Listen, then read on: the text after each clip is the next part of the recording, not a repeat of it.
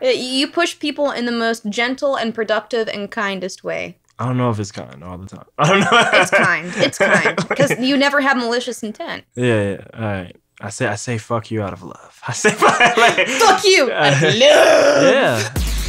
Pop up the 4-door with the 440 was 1, 2, 3, and 4. Chilling in the corridor. Your dad is 44, and he's still calling man for a draw. Let him know. When I see him, I'm gonna spin his jaw. Take man tricks by force. Send man shot by force. Your girl knows I've got the sauce. No ketchup, just sauce. Raw sauce. Boom, yo. The thing goes up. Skiddy tip pop pop. And the poop poop poop boom. Skia. Boom boom boom boom boom. Boom boom. I said man's not hot. I said a man's not hot. The girl told me take off your jacket. I said babes, man's not hot. I said man's not hot. I said a man's not hot. The girl told me take off your jacket. I said babes, man's not hot. Yo, man can never be hot. All right, podcast and stuff. We just started. Yay! Yeah, I started them all like that.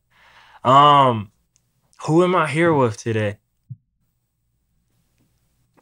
Keep in mind the audio people can't See me looking around yeah. Like, oh shit. at a person who's not here. Yeah. They're here with Ash Knutson. First mistake. Not you. I just meant where I put the wires. I'm like, shit. I'm like I can't move this anymore. But who is Ash Knutson?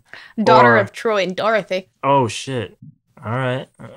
I don't but who is Ash? Because I don't even want to go down family lineage yet, especially when you don't know who you are yet. Like, I'm a friend observer. Friend and observer. I feel like that's like a thing you see on like somebody's profile. It like, was on my Instagram profile before I deactivated that shit a year ago. Was it? Mm-hmm. What made you deactivate your Instagram profile? Oh. And kill social media? Ha. That's a loaded question. Hey man, you took it there. I didn't know. I was trying to find out who you are. Usually that's the loaded. Usually I ask like, who are you? And they're like, fuck me, Abe. I'm like, we just started. I'm like, I just asked who the fuck you are. No one knows who you are but me.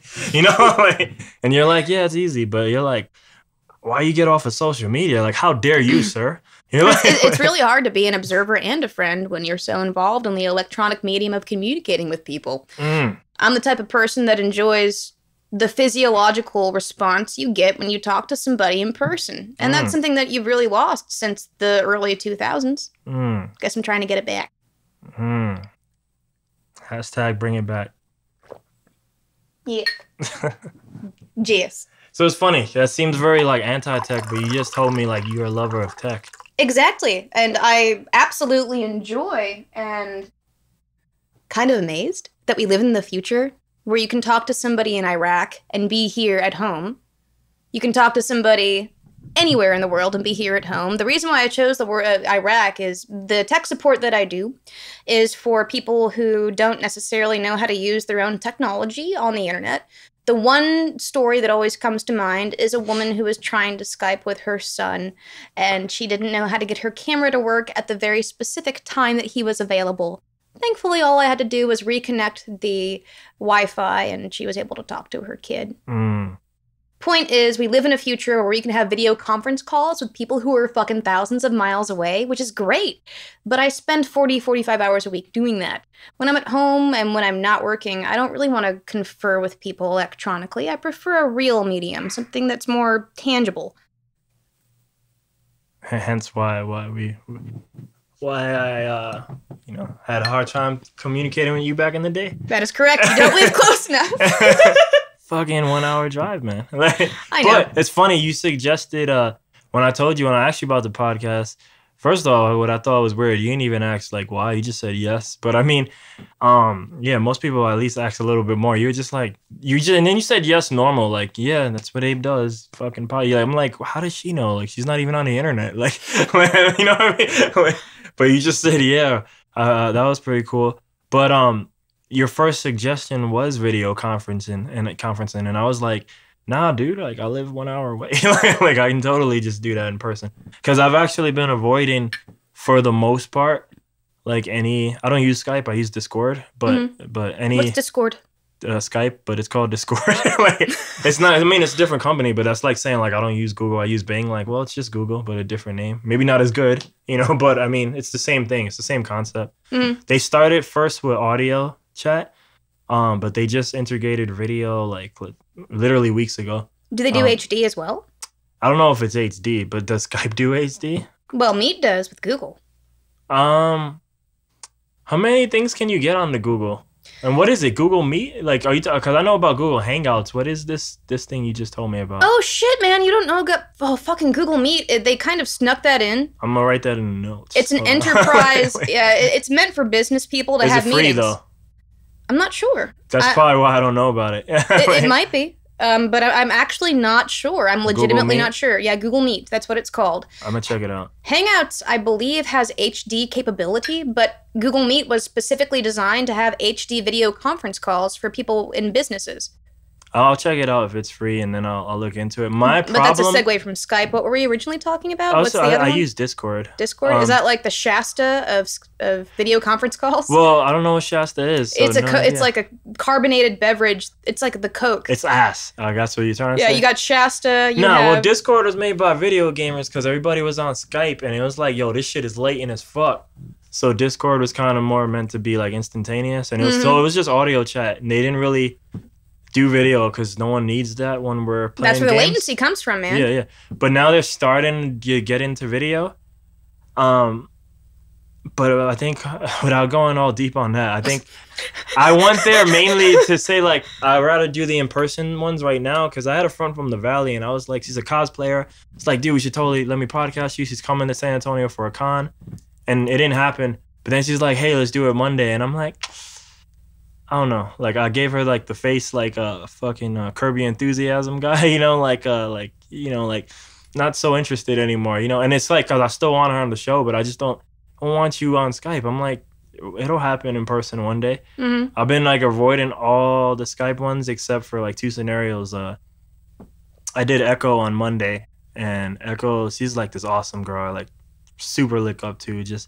She was like a big, like, life-changing person. Like, similar to some of the stories you were telling me before. Like, I just saw the way she was living her life, and like I met her via the internet. So like, but she's like a yoga person. You have a really admirable ability to recognize traits in people that are inspirational to the larger population. Oh, this woman's insane. Like in a good way. She's just because she was one of the first people who I met, and like, I noticed who was like free.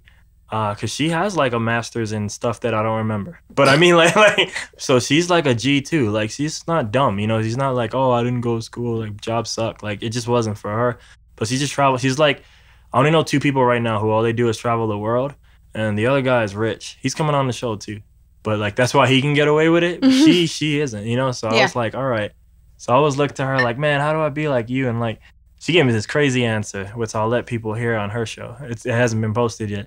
But her and the other guy who travels, they're the only people who I'm like, yeah, you guys get Skype calls, because I'm not going to.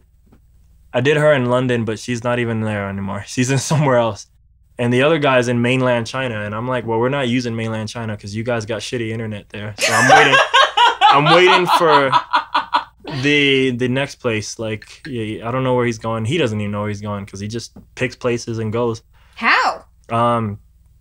By just picking a place and going, like. Does he throw a dart at a fucking map? Like, what's his method? Before when he first started, it was more like where I want to go. But he's the only person, like, I don't even Echo, I think, can say this. And he's been traveling for years too, but he's been to all 7 continents, even dived in Antarctica and all that shit. So, I mean, like, I don't know if Echo, because a lot of people don't, Antarctica's not really on their list, like, but he's been to all 7 continents. So at this point, like, he's just kind of doing life. So that's why there is no, like, science anymore. The science was more like, of course, when we're new, like Japan and all this shit, But, like, he's been to Japan multiple times. So now it's like, That's why he's doing mainland China, because he's like, all right, I've done China before, but like I want to do the China, the real China, you know, not fucking Shanghai and other big cities that I don't know, because the only one I know is the Shanghai. spirit of science is deriving conclusions based off your observations, and based on what little I know of your friend, it sounds like he goes wherever he is remotely interested in, based on what he sees when he sees it. Yeah, something like that. like he's kind of like free winging it. He yeah, like I don't know how much I want to go into him on yet, but he's yeah, it looked like he was ready to settle down, and then like that didn't work out, and then it reminds me of Star Wars 7, like Force Awakens. Haven't seen it. Not the big, really? Nope. Oh man, damn, I don't know how much I should say, but I will say this. My problem, I'm not a big fan of that movie. I'm a great fan of Rogue One, because I think sometimes people hear that and they think I like. Maybe I'm shitting on it, and I think people like sometimes they get a little happy because like we got like female leads now, and I'm like, look, man, I love even Ray, that's her name, Ray in that movie. I'm like, yo, Ray's badass, but that movie sucks balls. Like the movie's ass, and the movie that came after it, Rogue One, Jen Erso's the shit. I love that woman. Like it's like one of my favorite characters ever, but fucking Force Awakens sucks ass. And what was the reason why? Oh, okay. One of the reasons why that movie sucks ass is because it feels like a retcon for me. Anyway, like it feels like a retcon. Like all the growth that happened from Star Wars: A New Hope to 6 Jedi, it feels like all the growth was removed. Like you can almost argue to some degree maybe Return of the Jedi didn't happen. It might have, but no one's really talking about any of those events. So did it? But anyway, all the growth that everyone got, Han Solo, all these people, it's like, yeah, that doesn't make a good movie. Fuck your growth. You're like a loser again. You know, like everybody's like a loser again. And it's just That's a very apt and astute observation. I highly doubt that they're making the movies for the same audiences that they were making for. Well, they're creating they're creating that audience again. And but he just reminds me of that. It just seemed like he became a certain person when he had this person in his life, and now that she's gone, it almost felt like he just reverted like, well, this real life ain't gonna work. Back to going around the world fucking everybody, you know, like Fair enough. And I mean, like, which is fine, but I was like, man, it just seemed like I just felt like, well, any of the philosophy he may have attained here, I'm like, well, was that just fake? Then like if you're just gonna revert back to the same person or not, and you know what, he may or may not hear this, but like, and it's whatever, because sometimes he does listen. He's one of the people that does like. Sometimes when I talk to you honest, I'm like, shit, man. Like people gonna hear this shit about themselves, but he'll address that more because when he comes on. That's the intrinsic nature of growth. It's like a spiral. You begin here, right? And then you go around, and then all of a sudden you're back where you started, but you're still a little bit farther than where you originally and initially began. That's Bruce Lee. So I'm wearing a Bruce Lee shirt, an illegal one, but I'm wearing a Bruce Lee shirt, and those were the 3 steps in his book, in the Jeet Kune Do book. I'm gonna, play with it because I don't remember the exact words he used, but pretty much he's talking about fighting, but it can apply to what you just said. You fight on instinct because you don't know what the fuck you're doing. Then you learn this technique, but now you're thinking about the technique so much, and now you make the technique instinct again. So you go back, but now you have this knowledge again. Mm-hmm. So maybe that's what he's doing too. But now he's just smart. So maybe I'm a fucking bitch, like, for criticizing. I don't know what I'm talking about. I didn't want to say it. Hey, man, I'll shit on myself. It's whatever, man. You inspire people to go back and try again. Yeah, I'm going to just take it out of context. You just inspire people to go back. Like, you set people back. Backwards and forwards in time is all relative. Einstein says so as well. Aaliyah, back, forth, and forth. Let me see your back and forth now. Check it. Was it R. Kelly? I forgot if that was R. Kelly. That wasn't R. Kelly Day. It reminds me of another song. Ass, titties, ass and titties. Ass, titties, titties, ass and titties. That sounds like that must be a song from the South. I haven't heard it in ages. It just sounds like subject matter from the South. Me, like, one of the other podcasts I do is with my best friend, like homie I've known him from first grade, right? And he, that's cool because that'll come out on the show. Like this woman's a beast. People at home, why is she taking off her socks? Because fuck socks. Yeah, she fucks socks, man. Who needs them shits? Nah. But that dude, we talk about the hip hop a lot, man, and The South. I ironically, even though it's not even my music of choice, I end up being a defender of the South sometimes. But yeah, a lot of the lyrical subject matter is that ass and titties. Like in my head, I'm like, man, that's probably a 3-6 Mob song. Mm-hmm. like it just sounds like a perfect 3-6 Mob song. Probably is. I wouldn't be surprised. But all right. So I already asked this question and failed, and I keep talking, which is cool. I'm down to talk, but I don't always have you, so I'm trying to get you to talk. Here's another question then. How do I know you? Oh shit! Who are you? I was going to UTSA, and I was not sure what my major would be at the time. I was undeclared. I was taking taking an eclectic variety of classes, and we met in digital music production. You were extremely driven. You taught me what it meant to be passionate about music, and that's when I realized that wasn't my passion. I'm dead fucking serious. Awesome. I showed you like you don't belong here. A little bit. That's sweet. You had this overwhelming sense of, oh my God, I can't believe I finally have everything I need to do what I want. And here I am thinking, what do I want to do? Are these things that I need? Yeah. I didn't need any of those things to accomplish what I wanted. You did. And you showed me that, not that I wasn't deserving of being in that field by any means. It felt that way at the time, but retroactively, I'm more passionate about film, technology, and theater than I am about music. And it's because you had such a driving passion. You would say, why aren't you doing this? Why aren't you coming in before and after class to finish your projects? Why are you doing the bare minimum when you can be doing so much more? You always pushed me to do my absolute best in a field that I didn't really feel as passionate in as I thought I was. You helped me develop a sense of scale as to what passion really meant versus trying to be a fucking fraud, I guess. I love hearing you talk and you describe I love hearing Echo did it too, man. She described me. I was like, oh, damn, like I need to like talk to you once a week for an ego boost. But I love hearing you talk. You do even crazier than her. Like when you talk about anything involving me, because I swear you like build me up to sound like awesome. I'm like, yo, I need this shit like on loop, and now I have it on loop too. So maybe it'll be my like ringtone. You care so deeply about the people that you respect and that you meet and that you consider friends. You try to bring out the best in them, and all we can do at the very bare minimum is vice versa. It's just but look, you describe our interactions and you paint it with these words that makes it look like an artistic masterpiece. And I'm like, I hear or I see the visions of the past and like how I was and like any of my thoughts involving you, and I'm like, yeah, dude, like I was just probably really obsessed with you and I bothered you a lot more than probably most people should. That's what I see. No. I didn't see it that way. I didn't have a lot of friends when I was going to college. Yeah. You were one of my few friends when I was going to college. And I know I didn't talk to you very often. Most of it was a product of me trying to figure out where I wanted to go, where I needed to be, trying to save up money to move to San Marcos and theater major, all that good shit. If I had $1 for every time somebody said, man, I miss you, I want to hang out, I'd be a fucking millionaire, and none of those dollars would come from you. You always made an effort to make a connection.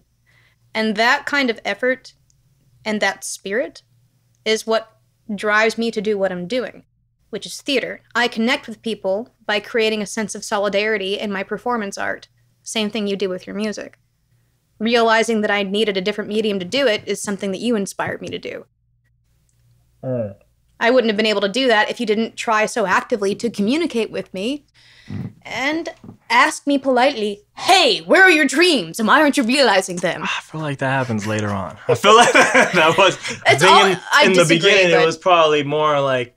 I felt we always had in-depth conversation, but I feel like in the beginning it was more like, when are we hanging out again? Like, it was probably a lot more stuff like that. Well, it was harder to converse about the things that mattered over text. Yeah, for sure. You're one of the people. I have a lot of people in this certain pocket in my life, and what's like, I'm like, I swear, whenever I'm around this person, it's like cool as fuck. And the minute we're not around, you suck. You suck. like you're just the shittiest person. You never respond to me. I don't matter to you. So sometimes I'd be like, and it's not even just you I'm talking about. I'm talking about like different people now, like in my head currently. But I'm like, a part of me, like, I almost compartmentalize these people now into like special like places in which like, well, I know I can't. They can't be whatever it is I need. So like now they get put in like a different part of my life in which like if I'm in their area or whatever, like and like this for some San Antonio people, I'm like, look, if I'm ever in this section of San Antonio, you get a text or call, whatever, because I'm in your area, let's do something. But I'm like, other than that, I can't really go out my way because, you know, trying is almost the same thing as not trying with you, you know, like not even, again, now I'm not even talking about you right now, but I just mean other people, you know. I get it. Yeah. Wait. For those at home, I have a rogue hair in my eye. I'm not sure where it is. There you go. I'm gonna take a second. Do it. Can you hold this, please? Okay. Rare footage of Abe holding whiskey for people who watching. I got it. Wait. I got too much hair. Old Forester. Yep. S6 proof. $8.99 for this size bottle at Twin Liquors. I made 3 songs about you back in the day. I listened to all of them, and I loved every single one. I can't remember the first. I don't know if... I know there's 3 because I just remember that number 3, but in my head right now, only 2 are coming to my head. So, like, wait. But one of them samples you. You came It's when I was recording down in San Antonio at UTSA when you were taking classes there, and I we played at San Marcos this year, at the fake last show, the no longer last show, at fucking Kaiva.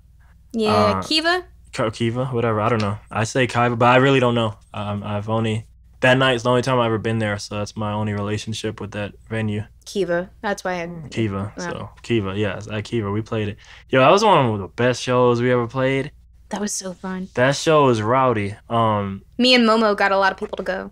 There was a lot of people there though. But it was funny because we start out and I think just people are just being themselves. But like we did a warm up set because the drummer parking sucks, and it was St. Patty's Day, so parking really sucked. Oh shit! Yeah, was it really St. Patrick's Day? It was St. Patty's Day. Oh yeah. It's Friday night and shit. During the week of South by. Not that that's it's gonna really. That's how you know you were lucky to get me out there. Yeah, man. I fucking hate crowds. Yeah, no, I can tell you. The minute we got off stage, you were like, "Hey, do you want to go hang out?" Like anywhere that's not here, yeah, please. I hate everybody. But yo, man, yeah, no, that crowd was fucking rocking. You were complaining about it, like it was good complaining because I'm like, that's the problem I want. But you were like, I'm trying to sit here and watch you. These people like kept getting in front of me, and like they got to arguing, and I had to move. But yeah, no, that crowd was wild. Man, like to continue the tradition of me shitting on San Antonio, like on this show, like I don't mean it maliciously, but I mean like, all of our best shows have always come. I guess we can add San Marcos to the list, but usually Austin, it was the city, and like it's always when we're not in San Antonio, life is amazing for us. Like on the stage, I don't know what it is, man. Like I've heard many times before that San Antonio is where old retired military people and their families go to die. That's my origin story. My mom retired when I turned 18. My stepdad retired when I turned 13. Yeah, and is that why he chose San Antonio? Is that why also known as Satan's fucking asshole. Oh man, that's the B name in the wiki page. Like, oh, sorry. Also known as, you good? But that was the reason why that I ended up there. A little bit. My stepdad was stationed in Geilenkirchen, Germany, with my mom. It's a NATO base. We got restationed there back in, stationed in Texas in 2001. Mike planned on retiring and staying in Texas forever. But then they moved to New Hampshire. You know how that one goes. I have a sneeze, like, stuck here. You good? Dude, life is not, just don't sneeze at me. But I mean, like. No, I'm going to sneeze, like, right into the. There, so they can hear it. Do it. There you go. Oh, shit balls. That was a juicy one. Yeah, man. The violence. Oh, anyway, we moved from Geilenkirchen to Germany. Geilenkirchen, Germany to Texas in 2001. That's about when my sneeze started. In 2001? Yes, and then it finally came out now. Anywho, when we moved here, my stepdad had every intention of settling down and not leaving Texas. But my mom, she's a Yankee, she's a Northerner. Eventually, in 2009, they moved to Litchfield, New Hampshire. Because my stepdad loves my mom very much and vice versa, and she stayed in Texas while my brother and I graduated high school, and then they moved to New Hampshire. But, in short, the reason why I came to San Antonio was because my stepdad had originally planned to retire here. But everybody's up there now, right? Oh, yeah. My stepdad and my mom live in Litchfield, New Hampshire. My grandmother and my aunts and uncles and cousins live in Levittown, Philadelphia, Pennsylvania, and New Jersey. My brother lives in California, and my father lives in Kansas. I'm the only person in my family that lives in Texas right now. Where's your brother at in Cali? San Francisco. Fuck, man. The Bay Area. Dude, what does he do out there? Sorry, David, I don't know. I think he works. He works at a pharmaceutical company that does cancer drugs, and they're waiting to hear back on. Oh, he got like a real man job? Oh shit! That sounds like all serious and shit. That's what I'm like. Yeah, he works with the pharmaceutical company to see whether or not they can cure cancer, but I don't know the name of the company or the name of the drug or anything. Probably because when he told me about it, he signed a non-disclosure agreement or something. But all I know is that he does pharmaceuticals in the San Francisco Bay Area. That's not data entry. Damn, dude. I would almost say, like, when I'm up there, like, to link me, but I never got to meet him, so it'd probably be weird. Not really. He's heard about you. Like, as far as David's concerned, Yeah. Any friends of mine is a friend of David's. Because I know mad peeps in LA, man, but I know, like, it's like mad weak. Peeps? Like, they're insane and they're made out of marshmallows Some and covered in sugar? Are. Some of them are, yes. Some of them, that's like their fetish to dress up as a marshmallow. I don't judge. But no, I know, like, a whole list of motherfuckers in LA. But the list it dwindles in San Francisco really badly. But that was like my favorite city when I was traveling last year. It just felt like baby New York. How? Because it was like New York vibes in the city when you downtown and all that, but it was less kind of like grimy. But I was only there for 3 days, so that's why I was baby New York. But let me tell you something. It was the only city that people approached me for. Well, LA did too, and Hollywood's pretty hood too. But I mean, like, they came and they approached me to I'm like, so I'm chilling in the Union Square, I believe it's called. And there's a guy walking around and he's like, hey man, do you want $1? Do you want $1? Do you want $1? Do you want $1? I mean, I'm sorry, I'm saying this story way wrong because I keep hearing this person talking outside, so now I'm in two conversations, like, as I try to focus on this one. Tell him we're busy. Tell him. So scream, we're busy. Does that work? Sure. Yeah, try it out. We're busy. It doesn't work. Hold on. Would you guys mind moving away from my window? We're filming. Thank you. Appreciate it. I really do. Thank you so much. Sorry. That's crazy. That works. They're very conscientious neighbors. I film in here sometimes. I mean, how else would those guys pay $10.99 a month for what they see on this bid? But kidding. I'm like, it's only $5.99 a month. That's still the New Yorker in me. Like, I'm like, why would you listen? I don't understand.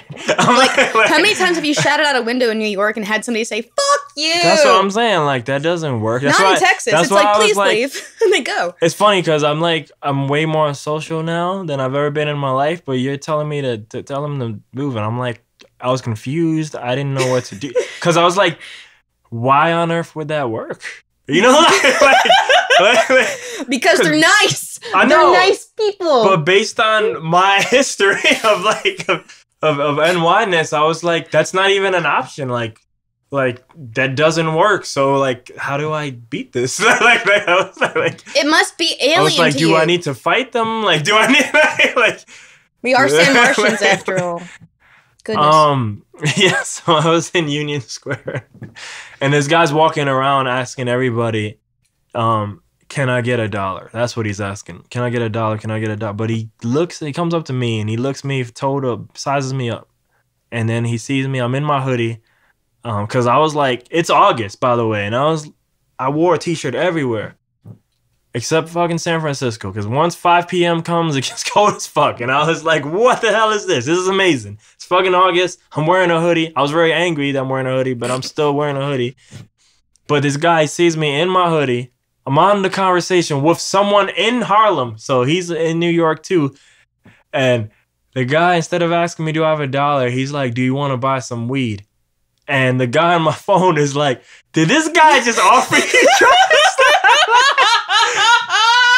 And I'm no like, fucking way. And I tell him that same story. I was like, and that my homie on the phone's black too, and he's like, you wouldn't even believe what just happened to me. And he's like, he just like, I guess he sees me and he understands that he can't get $1 from me. That's what I'm saying. He had his own New York mentality. It's that downtown San Francisco. He's like, this guy's not giving me $1 unless I give him some stuff. So he's like, do you want some weed? Like, this is how I can get the $1 from you. You know, because you ain't giving it to me. I know that look. Now, my primary concern is what the fuck is $1 worth of weed? But that's a conversation for another I don't know. day. I'm not deep in that game enough to know. So, I mean, wait. I'll ask Tommy one. But, yeah, like that, yeah, LA was worse. LA was worse because just I didn't understand this logic. Damn, I can't remember the end of the thing. So LA, there's a guy walking around with a book bag. I'm on Hollywood, the stars, where all the stars are. Guy walking around with a book bag. He sees me and he's like, "Do you want to buy like weed?" No. So he goes down the whole list, X, everything. Okay, now I remember. But he goes down the list, like from the cocaine to X to everything. And I say no all the time. And the last thing he asks me, what do I want? And he's like, do you want some energy pills? And I said no. But in my head, I was like, I swear that's legal. Why are you selling this? Like, you know, like, why do I need to buy my 5-hour energy from you? You know, like, because I don't know. Is that banned in LA or something? I just found that funny. You know what? That's a pitch I want to hear. What? Why do I need to buy? Like... No, why does the guy have energy pills that he's selling on the street? Tell me, what's better than what you have than what 7-Eleven's got? I ain't asked him that. I was just like, dude, fuck off. Like, cause yeah, nah, it's like some of that area in Hollywood, like that was one of the few places I was, being from New York, when I travel, I'm very disappointed because every place kind of shuts down like at 10 p.m. unless you find the right downtown. I'm like, oh my gosh. Like San Marcos, it's not till 2. Well, I mean, yeah, if you're in that square, but I mean, probably nowhere else, you know, is really open, right? That's not necessarily true anymore. There's lots of young You said students. Anymore. You just said it. You just said... Anymore. Plus, this is a college town, too. Approximately 4.5... And actually, I moved here in 2009, the winter of 2009. I've been here for approximately 8 years. And in the 8 years that I've lived here, the past 5, it has been open far later. Because the young people who moved here in the early millennium are... they're becoming old enough to own their own businesses and their own establishments and keep them open later. AJ's Barbecue, open till fucking 3 a.m. Best barbecue in town, award-winning. That fucker has a goddamn bachelor's degree from Texas State. Extremely well-educated, stays open late because why? Because he knows his audience is going to be up late. Much like you've adjusted your media to appeal to numerous audiences, so has the business culture. Yeah. Well... A lot of San Francisco didn't do that shit, so. No, they did not. Wait. Uncultured swine! Yeah, but LA was the same way. Like, my friend Pagan Gold, he's a big proponent of downtown LA, and he might be right in the long run, because it looks like he's playing the long-term game in that. Because LA is obviously an important city in America, but let me tell you something. You know what's not important? Downtown fucking LA. Like, there's nothing there. Like, unless you're going...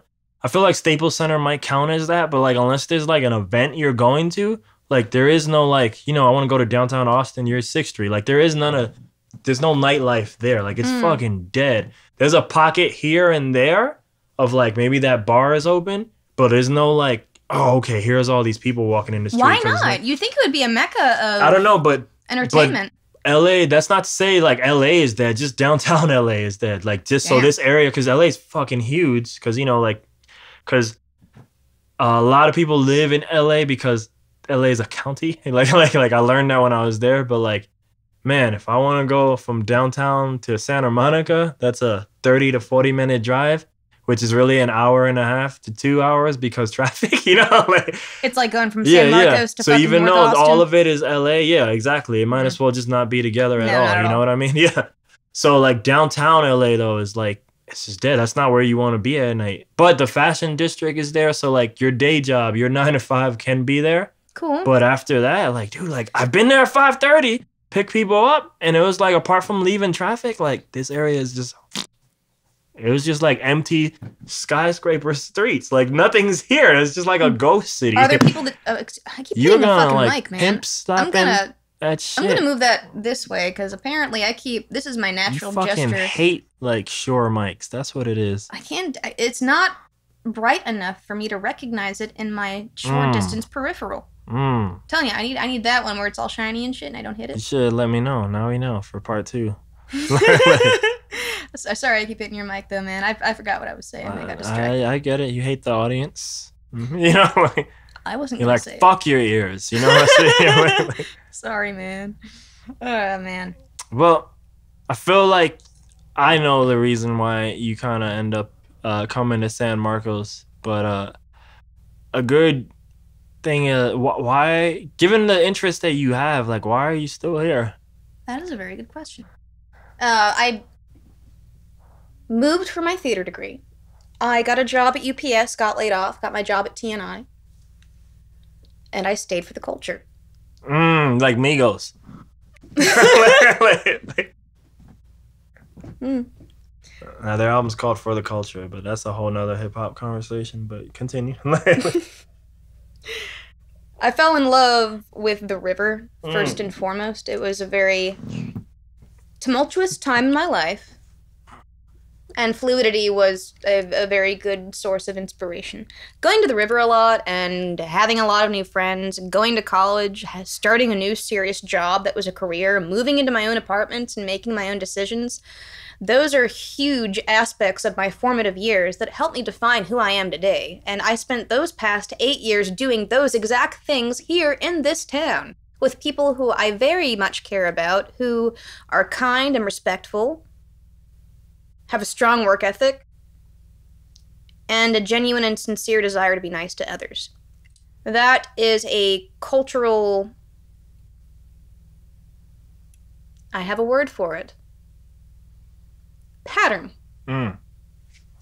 It's a cultural pattern that I've seen from one individual to the next. Being genuinely grounded in where you are, being kind, compassionate, wanting to learn something new every day, having a good work ethic, and being nice to people. If you're not nice to people, if you don't have a good work ethic, if you're not compassionate, people are generally not going to want you in this town, but they're still going to be really nice about it. Are you sure you want to be here, considering how much you don't like everybody?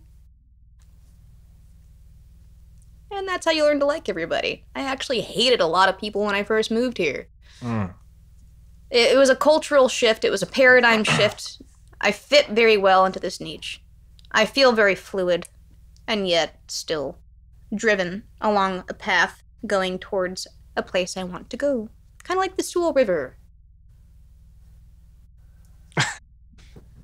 But yeah, you're probably, I feel like for most of my San Marcos visits, you've probably been the main reason for most of them. Like, you're definitely probably the most, if I have to tally up all my San Marcos visits, you're probably like maybe 70% of it. Because I've never come here and I don't know many people who like it, like, but you. like, Really? Yeah. And maybe other people I know here who live here, like, oh, I don't know. I don't remember, like, if M likes it.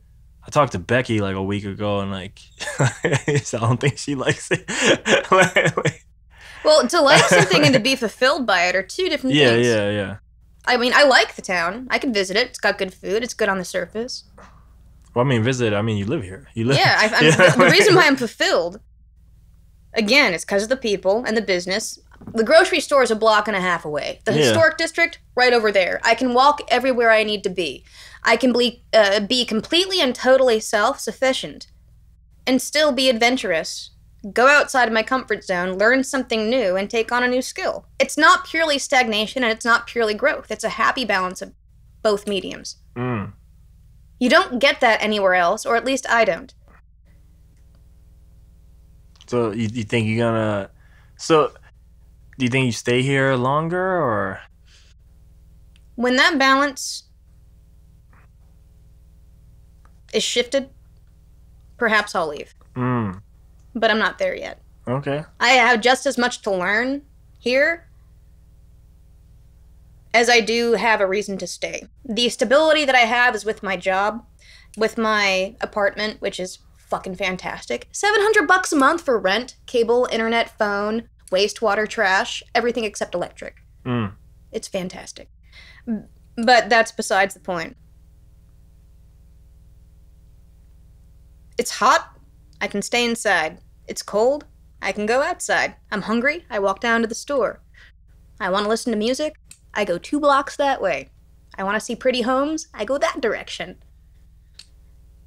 Everything that I want at this point in time, I have. And the moment that changes, I'll leave. Yeah. Thank goodness time and space is both relative. Do you have any idea where the next spot would be? I'm probably going to go north. I'm getting tired of the heat. North to the family or just north? North. Canada? wait.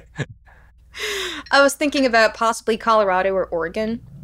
I remember you I mentioned think that, Colorado before, yeah. I think that New Hampshire and Vermont and Maine, they lack diversity. Let me put it that way. I've never been, but I can guess it. I can understand. I can feel that. Finding a black person in Litchfield is like playing Where's Waldo. Yeah. In short, I would rather go somewhere where I do have a little bit more cultural diversity. And that's another thing I love about San Marcos, is the cultural diversity. You'll see people of all colors, shapes, sizes, and ages here, and different kinds of foods as well. You don't really get that anywhere else. We have to you have to cut this video up and submit it to the San Marcos Tourism Board, and you totally need to work on some type of promotional activities for them. I would love to work for the city of San Marcos as a tour guide or some shit, because we've got the Glass Bottom Boat Tours, the old Aquamaids, Ralph the fucking Pig, Paper Bear, which is a mecca of culture, the Historic District. We've also got Sewell Park, Sewell River, and Texas State University, which is a rising research facility in the state of Texas. On top of that, we have Texas wild rice, which I believe is only native to Sewell Park and the Sewell River here at Texas State. And there is something. Where is it? Oh shit! There's something. It's on the tip of my tongue. It's I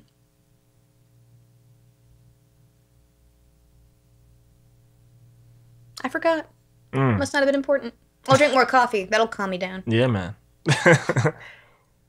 But yeah, that's the type of people who need to be doing that. People who love that shit.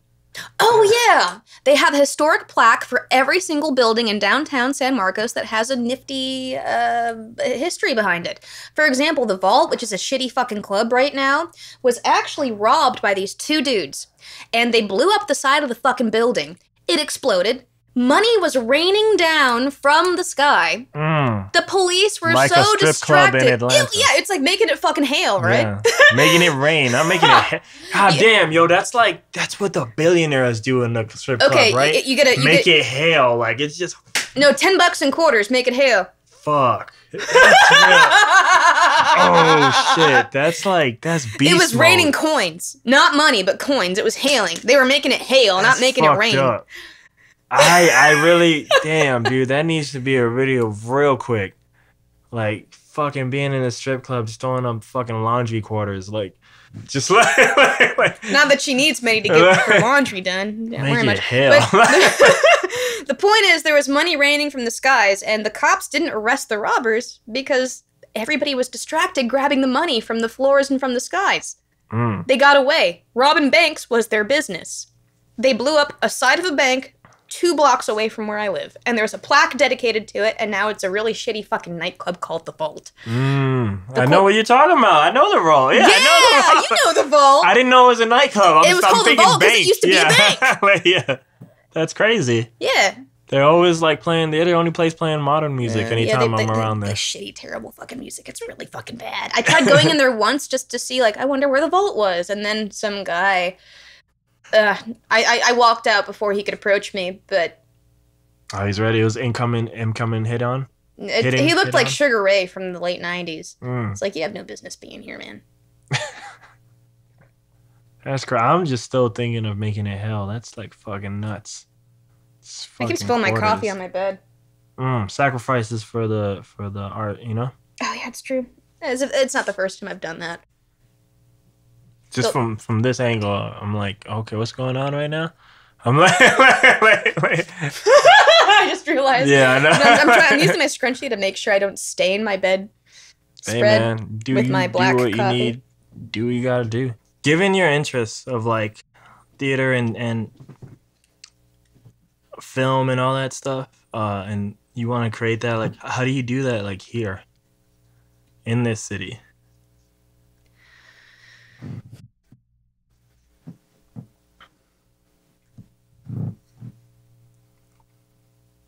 Good question. Pardon the dead air. It's a Yeah, loaded yeah. question. Whatever. To say how means when, who, what, and if. If being the final one. Who can you do it with? What can you do it with? When can you do it?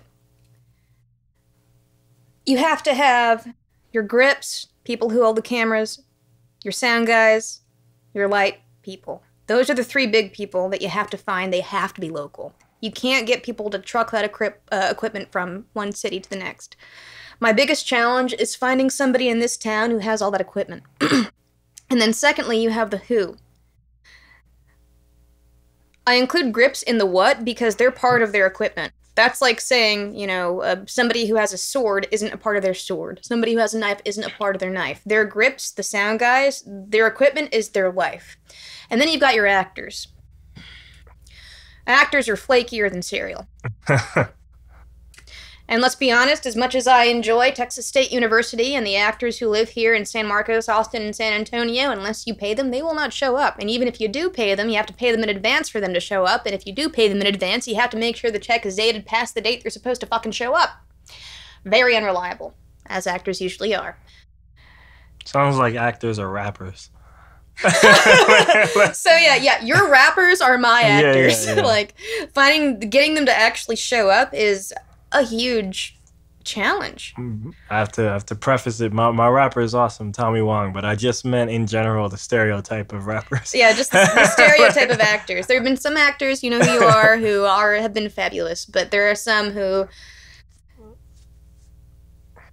could probably stand to have a bit more fortitude and scheduling capabilities. Now, with that said, filming and doing work in San Marcos means wearing a lot of hats. It means being able to network and communicate.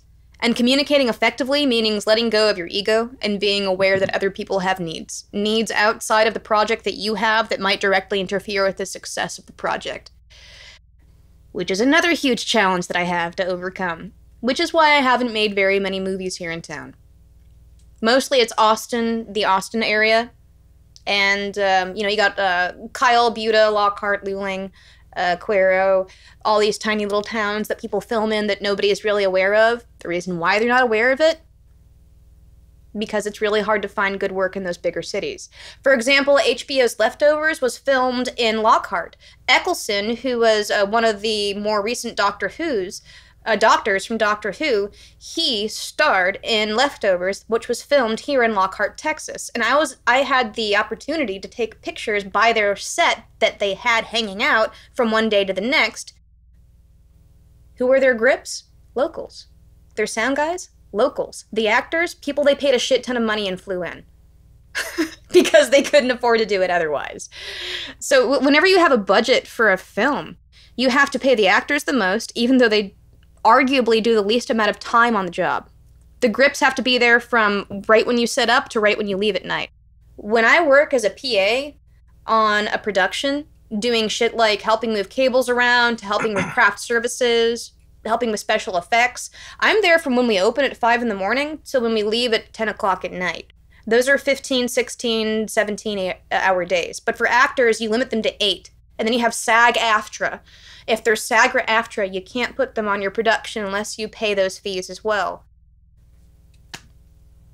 The bureaucracy of making a fucking film in this town is atrocious and difficult for anybody without the money.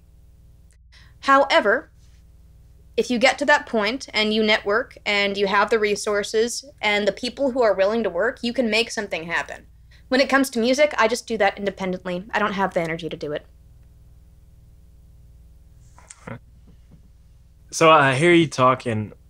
This girl comes to mind from Austin, and she's working in the industry now, doing real shit. She's filming on location in Vancouver, like, as many shows do. But I met her in Austin, right? And her dream, I'll get her on this show at some point. And it's probably a long ways off because she lives in LA. But I met her, and you know, like, some of these people who have these, where I'm going, some of them have been successful. So I'm like, maybe I'm wrong. But I hear them talk, so I usually don't understand. Her dream was to be a director. Still hasn't realized it. Probably will, though. She's in it, the industry, so I believe at some point in time.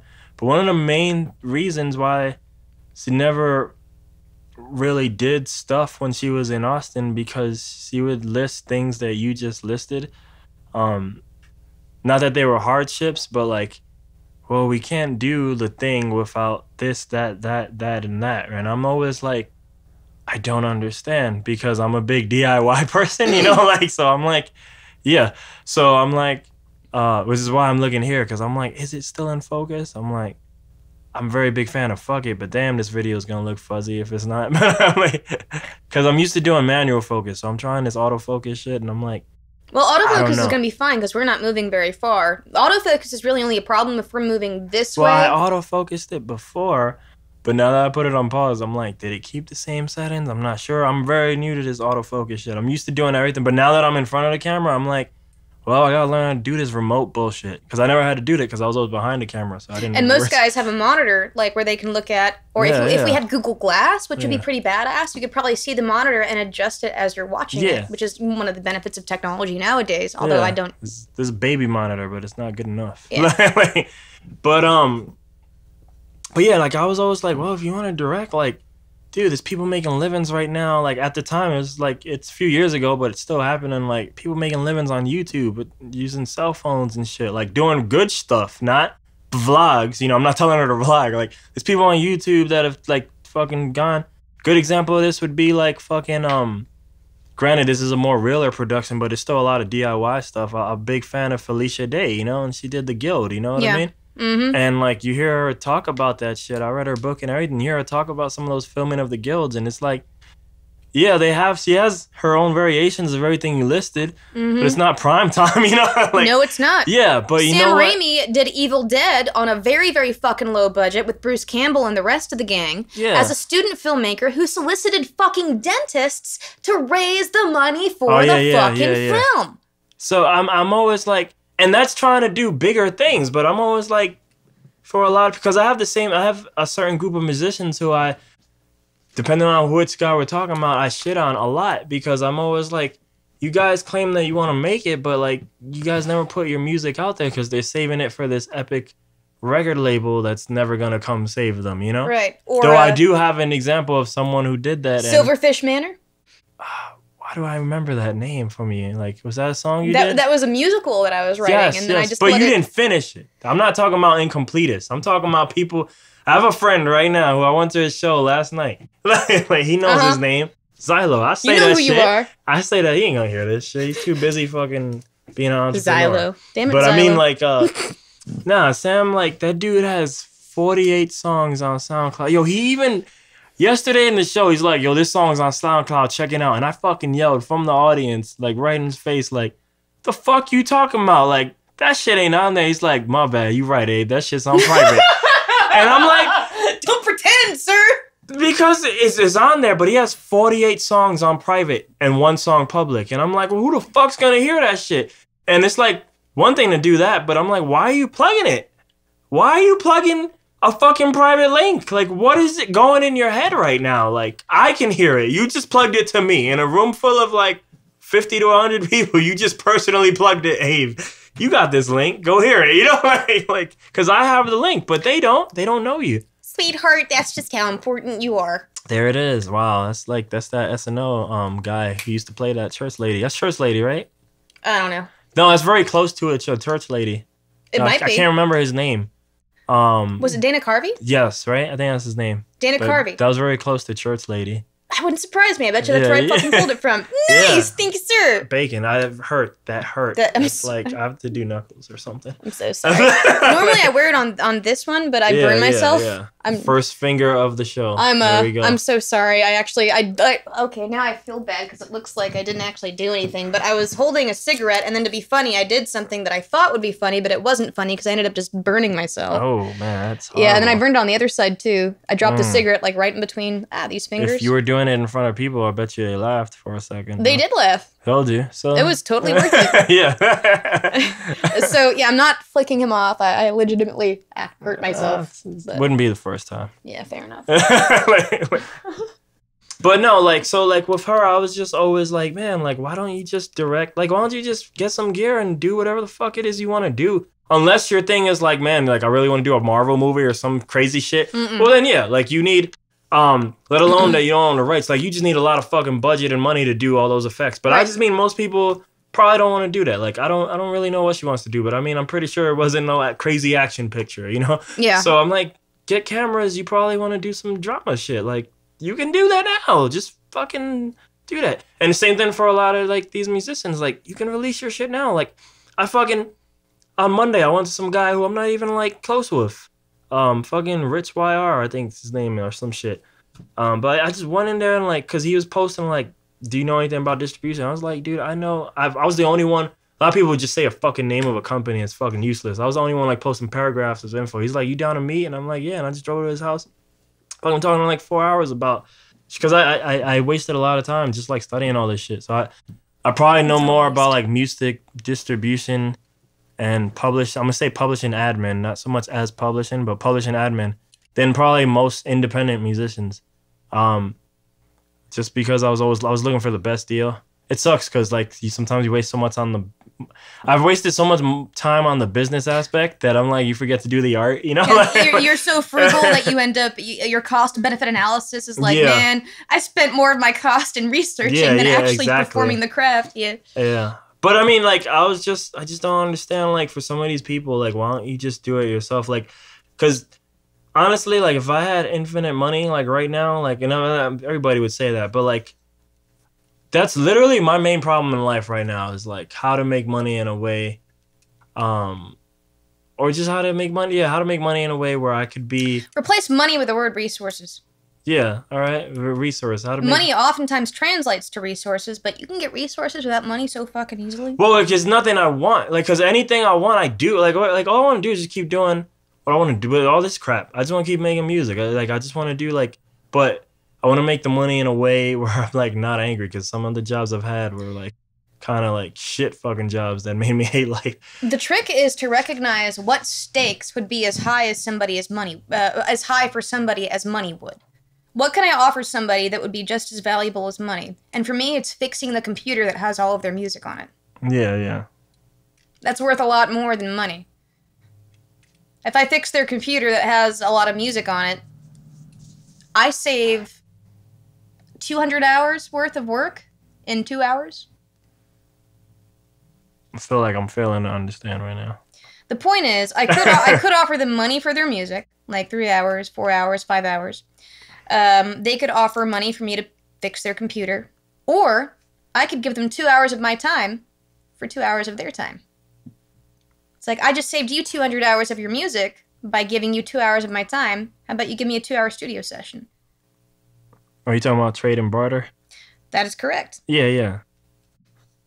But I mean, like, what I was trying to illustrate, and maybe I'm missing the point completely? Maybe, like, because there's nothing I want. I just want my time. like literally, like, because I if I do the whole what do I want to do question, like, bonuses would be, like, just traveling around and seeing the world and all that. Yeah, that's fun. That's cool. I don't care. If I wanted to do that, I've always say, like, man, this whole art bullshit is a gift and a curse, because a part of me, I feel like I would be right there with Echo, just traveling the world. Like, but she said it at the end, like, yo, all right, but you got to be willing to let go. Like, my life is 5 cardboard boxes.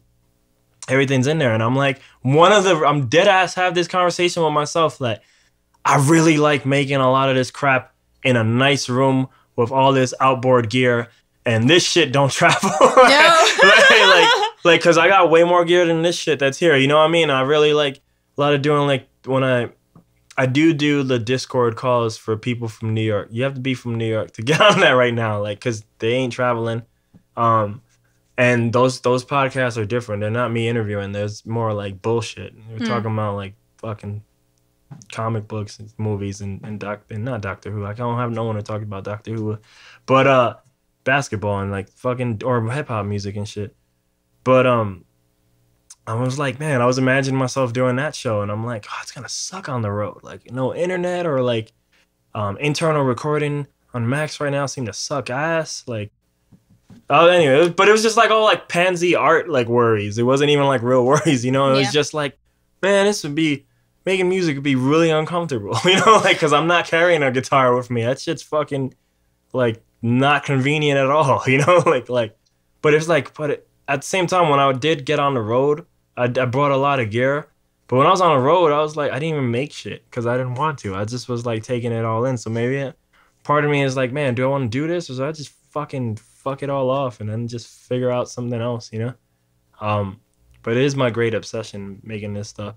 But I think the original money point was more like I do like doing all this crap. Like I just want a way to just for the normal resources, you know, the normal food and live in place. That's more like just literally to sustain. I get it. You want to numerically and financially quantify your worth in a way that can sustain you. Yeah. And I don't even need to make money off of this. I just need to figure out a way I just need to make whatever it is I do. It just needs to be like something I can tolerate versus some of these older jobs I had. Especially you know? Considering how much you touch other people with your music, it only makes sense for your music to take care of you the way it takes care of other people. I mean, that's not even the priority anymore, though, music, though, because I spend... Oh, for you, that's all that it was when I first But that's why I met told you I was happy before, though. Like this year, I've been more happier now because I've kind of like shifted a balance. That's why the group stopped and all that, because there was just a lot of negative bullshit. Less with the group and more with the city, like I was explaining before. But there was just... The music game is a lot of like negative shit to it. So like once I kind of put it to the side a little bit, now I do these and like this is way more. Well, I have a question for you, if that's okay to counter-interview. Yeah. How supportive do you think your community is of you? Oh, what community? I don't even, what are we talking about? The music community. Are you guys supportive of one another? I'm not in the music community. I never was. Like, and maybe I don't know if that was me doing it wrong, but like I just never fit into that whole clique. There's 70 bands performing tonight. And they do it once a year. Like 70 bands performing, some like San Antonio local music bullshit. We've never been asked ever, yo. And it's 70 bands, so it's like it's not just the top tier, you know. It's a lot of motherfuckers playing tonight. like, and yeah, we just never fit in. And I know some of these people like who are these ringleaders, you know, whatever you want to call it, tastemakers or whatever. But and they never invited you in. We've just never fit in it. But I've it's been a constant thing, so that's why. Well, you can't really fit if they don't invite you, if it's a closed circle. Oh, dude, earlier this year, like Cocksuckers. without going, I played a show at this place called Ventura, and I was just so pissed at the venue for being like shit venue. I fucking made this whole paragraph just shitting on the venue, and I tagged the owner in it and everything because I was just like, I'm done. From a subconscious level, I probably knew like that's the wrong thing to do, the way to go about it, like to do it publicly. But from a subconscious level, I was like, this will probably alienate me from the scene, from certain parts of the scene. So I'm like, good, because I probably just shouldn't be here. Like, because the thing that made me like kind of just take a step back was like I keep trying to be like these kings of this scene. Yeah. But I studied once you like fucking look at the scene and like, oh, all these people who get all the gigs or run it, like they also don't make a living off of this. And once I kind of understood that, I was like, well, why am I trying to be like them? Like, because they're just like top. I mean this very nicely, but like they're just top tier losers, you know? Because not that they're losers, but I mean like that victory is still not a win. You know what I mean? Yeah. Like, because they don't run shit. The only people who are really, not to say that they're winning like high, like getting a lot of money, but sometimes enough to like just get by, the owners and like a lot of the people on the back end, you know, people who are running the show. But if you the artist, it's kind of dog shit, you know what I mean? Like, but a lot of these owners of the venues, certain strips where like the same owner owns like it's kind of like Red Lobster, the whole Red Lobster, Olive Garden thing, whatever. They're owned by the same person. Yeah. A lot of bars are starting to be like that too. They're just owned by the same either person or persons. You know, their group. Louis Craft House and the Daiquiri Factory, owned by the same dude. Yeah. The Daiquiri Factory. And to be fair, a lot of those guys are all. Some of them are so far removed that they're not even responsible for the music stuff. But I mean, like, those are the people winning. You know, like the people who are in the ownership positions or positions of power. But yeah, I'm just like, so. And I do have examples of success stories in San Antonio music scene, and all of them involve not fucking with that scene. So I was like, all right, well, let me just go here then. You know, like, let me just not be there no more. So I just removed myself because there's a guy right now who moved to San Francisco. He only played one show in San Antonio his whole entire time. The only reason he played that one show is because MC Chris was on tour and he was opening up for MC Chris. So he played a show in San Antonio, but he never once played in San Antonio. And I met him twice. And at that time, I met that guy, not Chris, I mean the guy who was, his name's Richie Branson. But, and yeah, we had a conversation. At that time, I was like, damn, all my shows are in Austin. And he was like, good.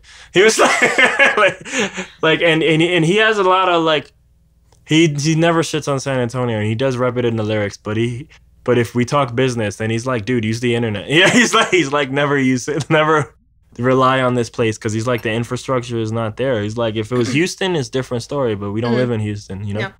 So, but yeah, like that's always been more my thing. My thing. A lot of my musician friends like that guy, the guy I was telling you with the 48 private links, like he definitely wants a fucking label because he wants to be the music guy and then have everything happen around him, you know? It sounds like he's more driven by ego than having people experience I don't know his music. if it's, you know, he definitely cares a lot about the music, but I just saying like he just doesn't want to do the other stuff, which is fine. I get it because I want to do the other stuff too, but I'm just always like, I feel like sometimes these people like, they're protecting their brand before it matters. Because I got friends too in Austin who like 800 private tracks or whatever, or like waiting for the right time to release. And I'm like, who the fuck knows who you are? You know, because I do, just like I was showing you that live video of me, sometimes I do that for friends too. And I've had some friends tell me like, all right, I don't want to do no more of those though, because I feel like we're diluting the live show. And I'm like, who the fuck? No one knows who you are, dog. Like, you work at a fucking store, you know, like a retail store, you know, like. Have you guys seen Jimmy from CVS? Yeah, he's so great on the guitar like, when he plays at 5 minutes after the No, he's on YouTube too much, you know, like fuck that guy. You know, like, I was like, no one knows who you are, dude, like, but, and now, like, some of my latest musical heroes, like, I don't necessarily like their music, but I like their stories. There's a guy I like, Russ, and whether I don't, you know, there's always the idea of is the narrative true or not, but the narrative of him, of how he made it, is let's say he did like 56 tracks on SoundCloud, right? One track a week, and the first 52 didn't go nowhere. But song 53, for whatever reason, worked, and that he had that trickled down, do you know? Like once one person had one song, they're like, oh, there's more? And yeah, and then before those 50 songs, he did 11 albums, you know? But the 11 albums weren't working. Yeah, no crass. It's just discreet. But the 11 albums, the heart palpitations. Oh, I've heard the crash before. It's scary. I hear right outside my window sometimes. Oh my goodness. I've gone out there and I seen somebody with a bloody eye. I was like, it's okay, dear. Come on inside. Get her a glass of water. Shit. Oh man. That's crazy. Oh yeah. She was fine. The only reason that she had that is because she was actually drinking out of a plastic cup and she nicked herself. She was fine. Damn. That's crazy. Yeah, people don't drive very well. There's a reason why there's stop signs. They're not fucking suggestions. It's a fucking law, you cocksucking piece of shit. Sorry. But yeah, no, I mean, that guy, he did 11 albums and he noticed like, man, everyone hears song 1, but no one ever hears, you know, like he gets less as the album keeps going. So he was like, well, why don't I just do one song albums, aka singles. He called it one song albums at the time, but he was like, yeah, and that way everyone will always listen. So, but it's only now, and he still kind of puts out a lot of shit, but it's only now that he's finally quote unquote made it, where he's like, okay, I can slow down now. But until you're there, it's like, keep going. Shit stuff out. Like, I only have one example of someone that I can't call him no more. He ignores my calls, but but I can tell he'll always respond to a text. But I'm just not a texter. I'd rather talk, you know. But so he hasn't fully alienated me. But I'm like, man, we were so cool. Like, and now like he's in this other world. Even before that, just when he was prepping, it's like it just sucks. I feel like I lost a friend. But he did make it, and his brother might make it too in music. But they did the whole private thing, which I'm like, oh, I was always against. But the difference between him and other people is if you're gonna do the private thing and try to go for the label lifeboat save me on a raft thing, you know. Mm-hmm. Well, he was sending his music to like 800 labels a day, you know. Well, then go hard on that, you know. Like send SOSs, send 800 SOS bottles on that beach, you know. And I think a lot of these people who protect their brand by like I can't release any of this shit, they're not sending SOSs. They're not emailing 800 labels, you know. So if you're gonna be that guy where you have to do it the right way, just make it known that you want to do it the right way, you know?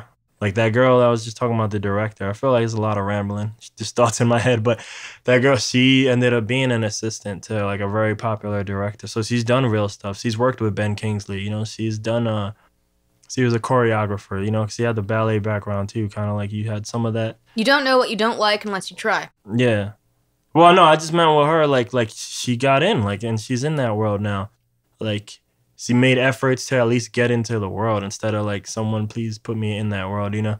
Me, I don't know. It's just fucking, maybe I'm just like a very bad entrepreneur because I won't accept that I should probably go at that. But like, I'm always like, yeah, but I can just do it myself. That's great.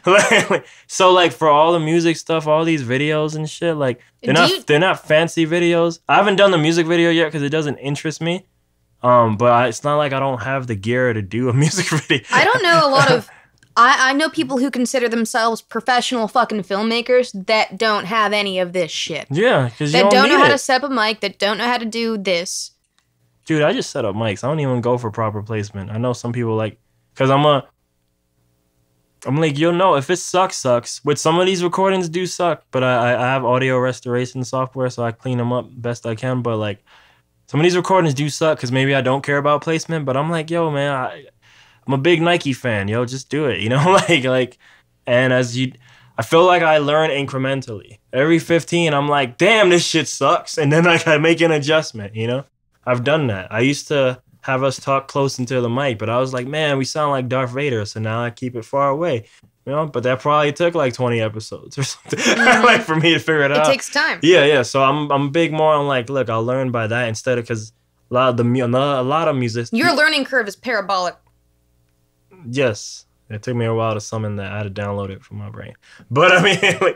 But I got like other friends who are working on the perfect song, you know, and I'm like, oh man, because they're stuck. That's just an endless loop of like never finishing a song because the song's never done. You know what I mean?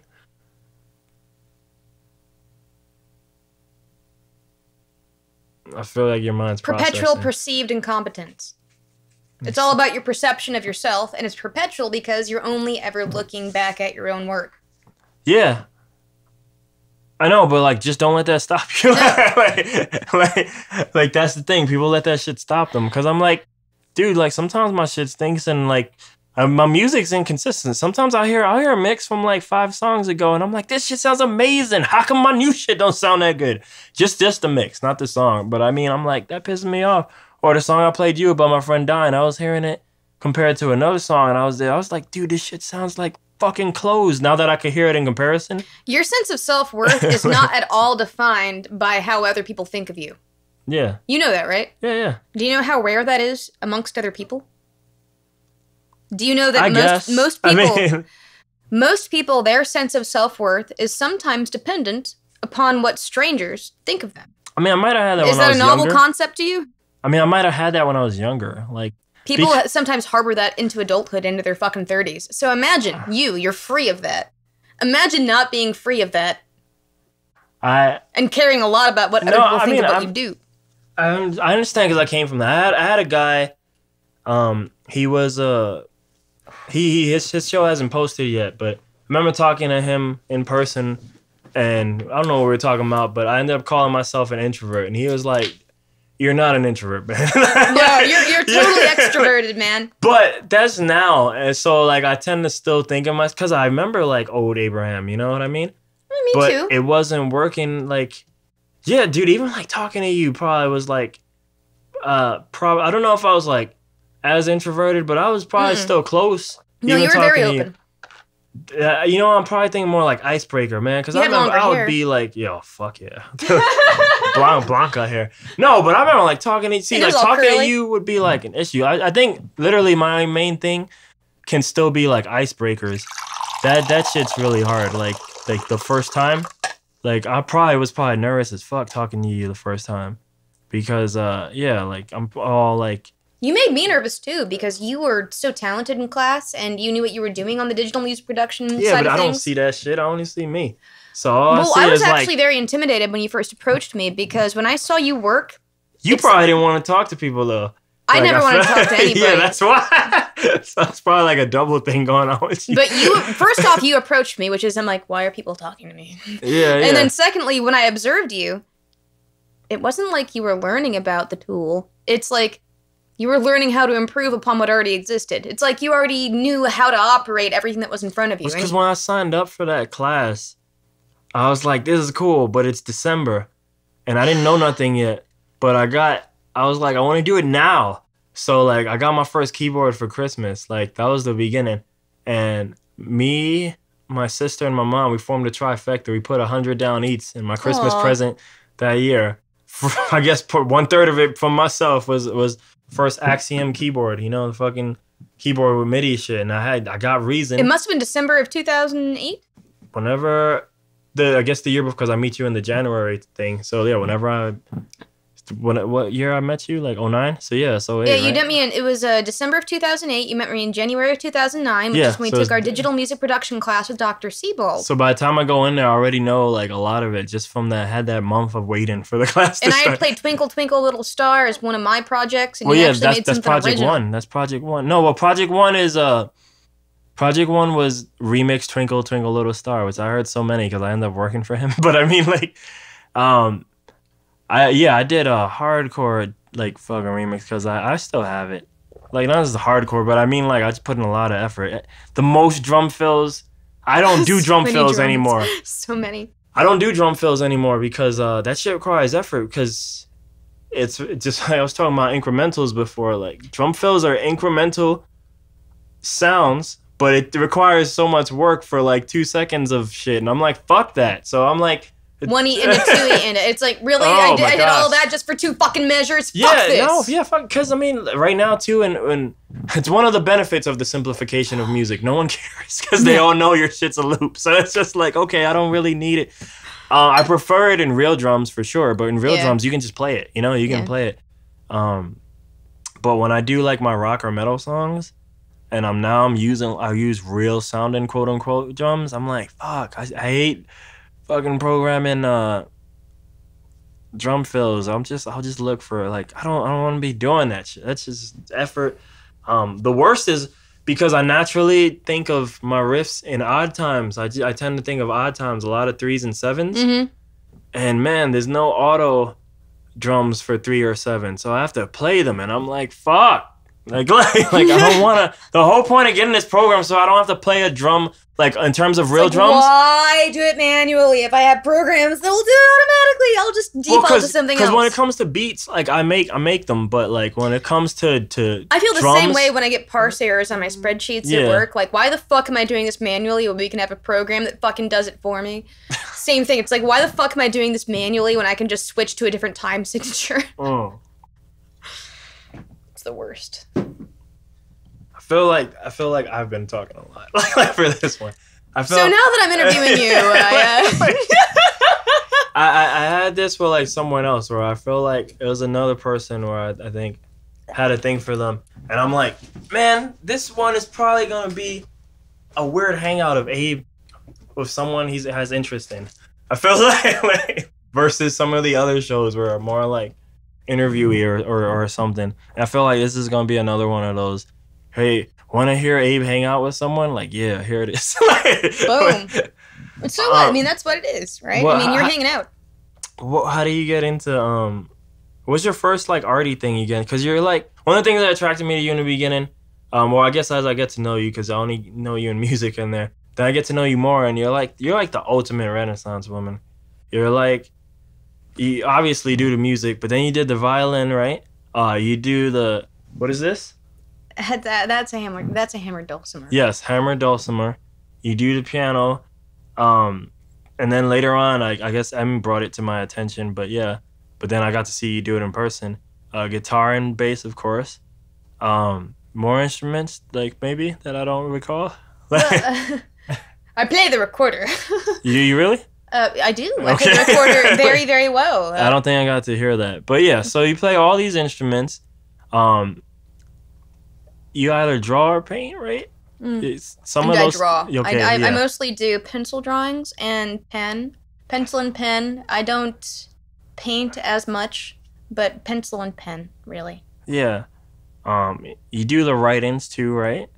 I do poetry, technical writing, and prose. Yeah, and then at the time too, then you were into like all these like physics books. I think you were reading like Brian Greene at that time and all this. Oh yeah, shit. Brian Greene. I was reading the Fabric of the Universe. I think it was The Elegant Universe, The Fabric of the Cosmos is what I was reading at the time by Brian Greene. Yeah, and I was like, "What are you?" I was like, because you're just into insane. All this cool shit, and like, it's funny, like I guess, and at that time, like I never even knew. Like, it's only until like years later, like, and you like Doctor Who? What the fuck? What the like I mean, granted, it started with Eccleston, and then I started watching the older ones, followed by the newer ones with Tennant and Smith and so on and so forth. Have you kept up with it or no? No, not recently. You spend all day staring at a screen. You don't want to go home and do it. I get it. I don't listen to it. What am I talking about? I don't get it. Because I just never let that stop me from making shit. What really made me fall in love with Doctor Who was actually Albert Einstein. Time and space is relative. Okay. If you go fast enough, you'll actually experience time and space in a different way than people who are going slower than you. In fact, I believe it may have been Brian Greene who said the simultaneity of any one event cannot be agreed upon by any two observers in different points of time and space. This reminds me of the... I don't know how I'm going to word this correctly, but I feel like we're all kind of living in our own, the thing to say is like journey, but like our own like world pretty much. Like everybody, it reminds me of like philosophy books. I can't remember like Descartes or any of those people, but like we're kind of like all having our own experience. Ontologically and subjective and objective ontology. For example, your phone is, let's see, ontologically objective, I think is the correct word, meaning that we can all observe it. To say that it's objective means that you observe the phone and I observe the phone. So the phone must be real, right? Because two people observe it. Are you taking me back now? No, go ahead and put your arm out. I'm going to pinch you. Yeah. Do you feel pain? Sure. That's ontologically subjective. I didn't feel your pain, so I have no idea if you felt pain. Literally nobody else in the world knows that you felt pain except you. So it's ontologically subjective pain. So you have ontologically subjective experiences. I have ontologically subjective experiences. What makes this ontologically objective is that we subjectively observe it simultaneously. Isn't that neat? So it's like something we can agree upon? That is correct. So to say I'm feeling pain and when I pinch myself, you wouldn't say, well, I don't believe you. But you can say that you do believe me because you are somebody who has been pinched. So that's where empathy comes in. It's like I feel what you feel because I've been pinched too. And even though I can't objectively feel it, I subjectively understand where you're coming from. Well, actually, that's a little bit different. Semantics. I digress. Yeah. The point is, ontology is the study of existence. And I think what's ontologically subjective about our experience is that it's unique. What's ontologically objective is that we all have unique experiences that, when quantified, mean the same thing. Pain, tumult, and loneliness.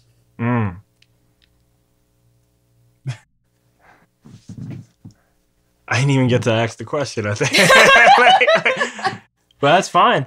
But it was like, so I was gonna say, which one of those did you get into first? I guess like of the arts, like what was it? Music. I was playing a light-up keyboard when I was 4 years old.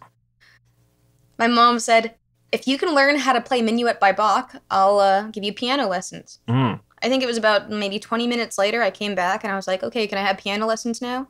Bum ba da da da dum bum bum bum ba da da da dum bum bum da da da da da da da da ba da da da da da. She told me she couldn't give me piano lessons and that she never thought I'd learn it that quickly. Mm. So music was my first love. After that, it was science. I got physics for kids. After that, it was literature and then art. And then I tried doing skateboarding and shit, like physical stuff. Oh, shit, I have really? a terrible sense of balance. I'm so bad at moving my body. You used to brag to me about that scooter you used to do. I'm really great at riding my Razor scooter. Don't get me wrong. It Yeah. took me years of practice, but I was initially very terrible at moving my body as a kid. Here, so I'll get into I'll do the life questions and we can wrap it up. All right, that sounds good. Life questions. Yeah, man. So that's a thing. Yeah, like why would it not be a thing? All right, cool. Let's do this. I'm good at being frank and honest.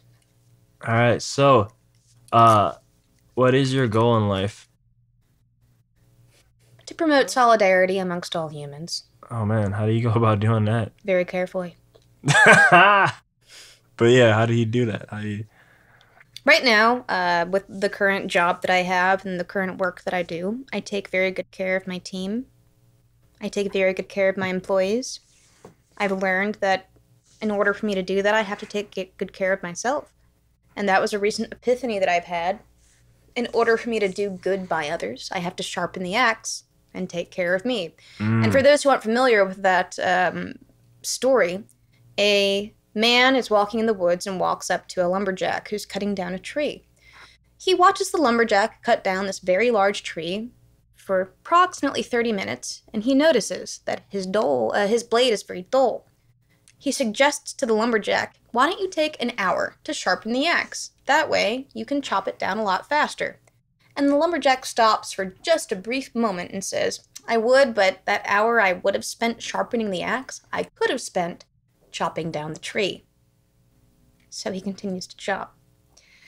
If you don't sharpen the axe, you're not going to be able to chop down the tree as quickly. If I don't take care of myself, I won't be able to take care of my team or do my job or pursue any of my life goals. So one of the biggest epiphanies that I've had in recent years is learning how to sleep more, eat better, drink more water, take more showers, have a more productive social life. A lot of that made sense, but wait, take more showers? Was that a problem for you? Believe it or not, it kind of was, because it's hot here in Texas. In the Northeast, not so much. My hair is long, and when you ask yourself, man, when was the last time you took a shower, and your answer is 3 days or more, that's a fucking problem, man. Why were you not taking showers? I was fucking depressed. Okay. Depressed people aren't necessarily the cleanest folks you'll meet. I didn't know that. I've never recognized that correlation. I've met a lot of depressed people. I've had my bouts.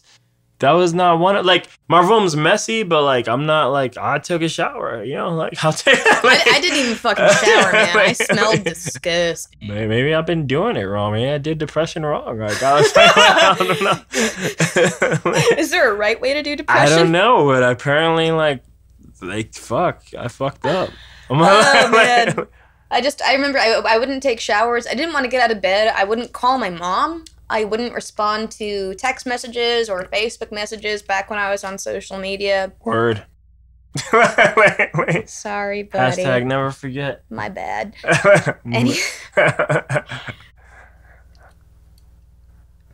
The job that I'm currently doing requires me to be very conscientious of my current employees because they're responsible for training hundreds, sometimes thousands of people to work on one of the largest telecommunications companies in this country at this time. So ensuring that my people are well cared for and well managed requires me to be well balanced. And that helps me balance my passions in life that aren't related directly to the work, that helps me keep the house over my head, the clothes on my back, and the food in my mouth.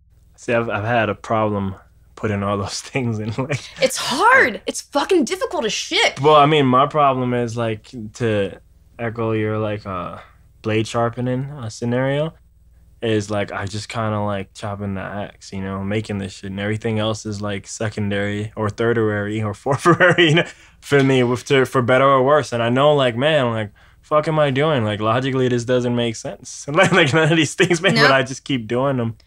But in other aspects, sharpen your axe too. Sorry. No, but in other aspects of life, though, like what you're just saying, though, I have recognized that the best way for me to help people is to, like, take care of myself first, because I can't bring people on this boat if there's no foundation to stand on, you know, or on this house or whatever, you know. So, but I think that's a fairly good theme for our podcast. Theme? Is it a theme? It should be. It's called Sharpen the Axe. You can't chop down the tree if you don't sharpen the axe. I mean, you could, but it'll take a hell of a lot fucking longer. Yeah. Some people just like chopping trees, though. Sometimes you just want the motion. I like to chop tree, too. I like chopping the shit out of trees. Don't get me wrong. Why do you think it took me so long to realize I had to sharpen the axe? Why do you think that was an epiphany that came in my mid-fucking-20s? Most people get that epiphany when they're 19, 20, they go on a sabbatical, and they come back and wonder how they blew their parents' college fund. Bars. May I ask you, could I ask you what was making you depressed or no? Sure. Drink break. Depression is like running a wheelbarrow over the same set of dirt every day. You don't realize that it's making a path until you're too deep in it. I was going to work, coming home, sleeping, getting up, going to work, coming home, sleeping, getting up, going to work, coming home, sleeping. The cycle. The cycle. I wasn't active, I wasn't drinking enough water, I wasn't showering, but the trigger was isolation and alienation, and realizing that it was okay to care about a 9-to-5 job. Well, for me, it's 12 to 11. Or 1 to midnight, or whatever, but accepting that I actually gave a shit about a full-time job that meant managing people and doing spreadsheets and the antithesis of what it meant to be an artist was okay. It was okay to enjoy that work. A lot of people kind of made fun of me and teased me. Like, what kind of a fucking musician are you or filmmaker are you if you go to work every day and get paid salary? Or, like, how dare you cancel on this production because you have a job? Well, because this actually pays for my rent. Yeah. You're asking me to do this for free.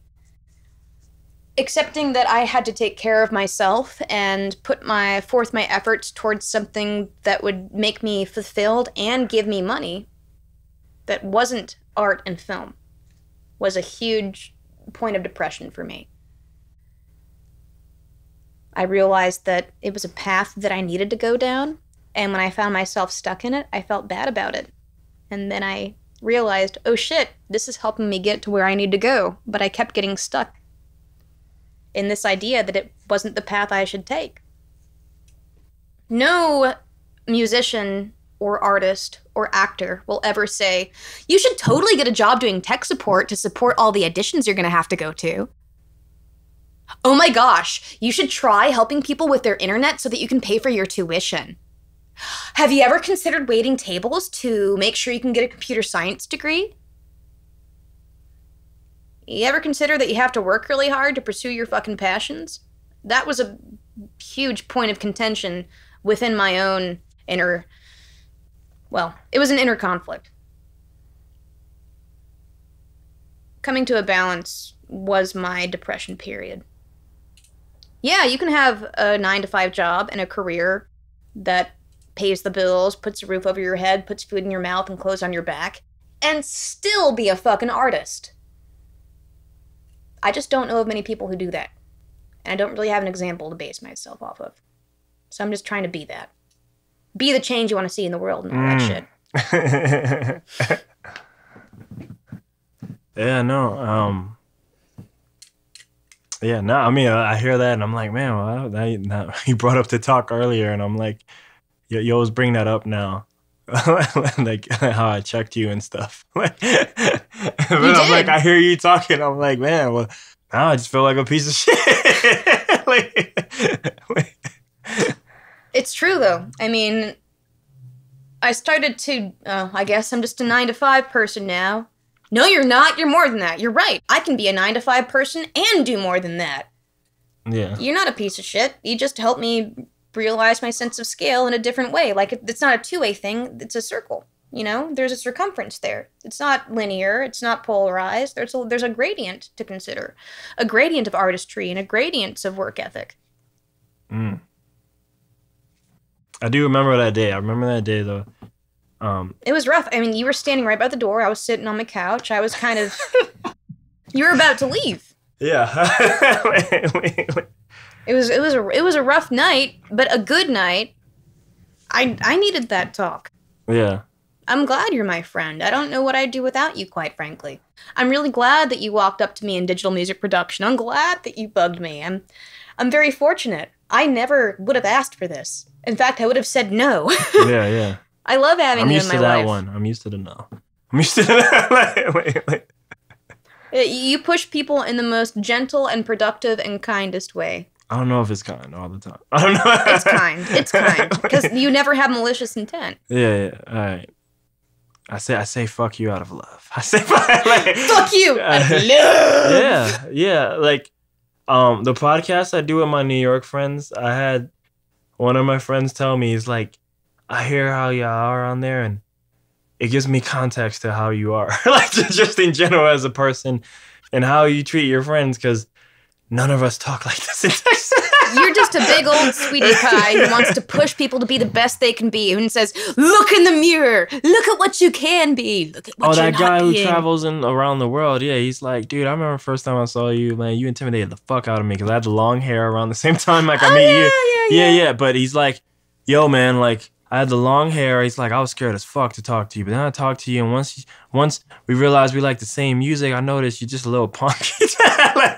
But you just had this whole exterior of you're just a big huggy bear. Yeah. I think, anyway. It's the NY shield, man. Like, it's you gotta protect I'm from the Northeast as well. I'm born in, Levittown, right outside Philadelphia, all that But shit. you know what it is? Even that's the NY shield. It's like, man, what the fuck is that? They ain't real. Like, but I mean, like, that whole act or whatever is like, yo, track 11, the first hip hop album I've ever heard. It wasn't one of the first music I heard, but it might as well be. Wu-Tang Clan, Enter the 36 Chambers. Track 11 is Protect Your Neck, you know? So, I mean, like, whether it's right or not, like, that little mask I wear, you know, I'm still trying to get my future on.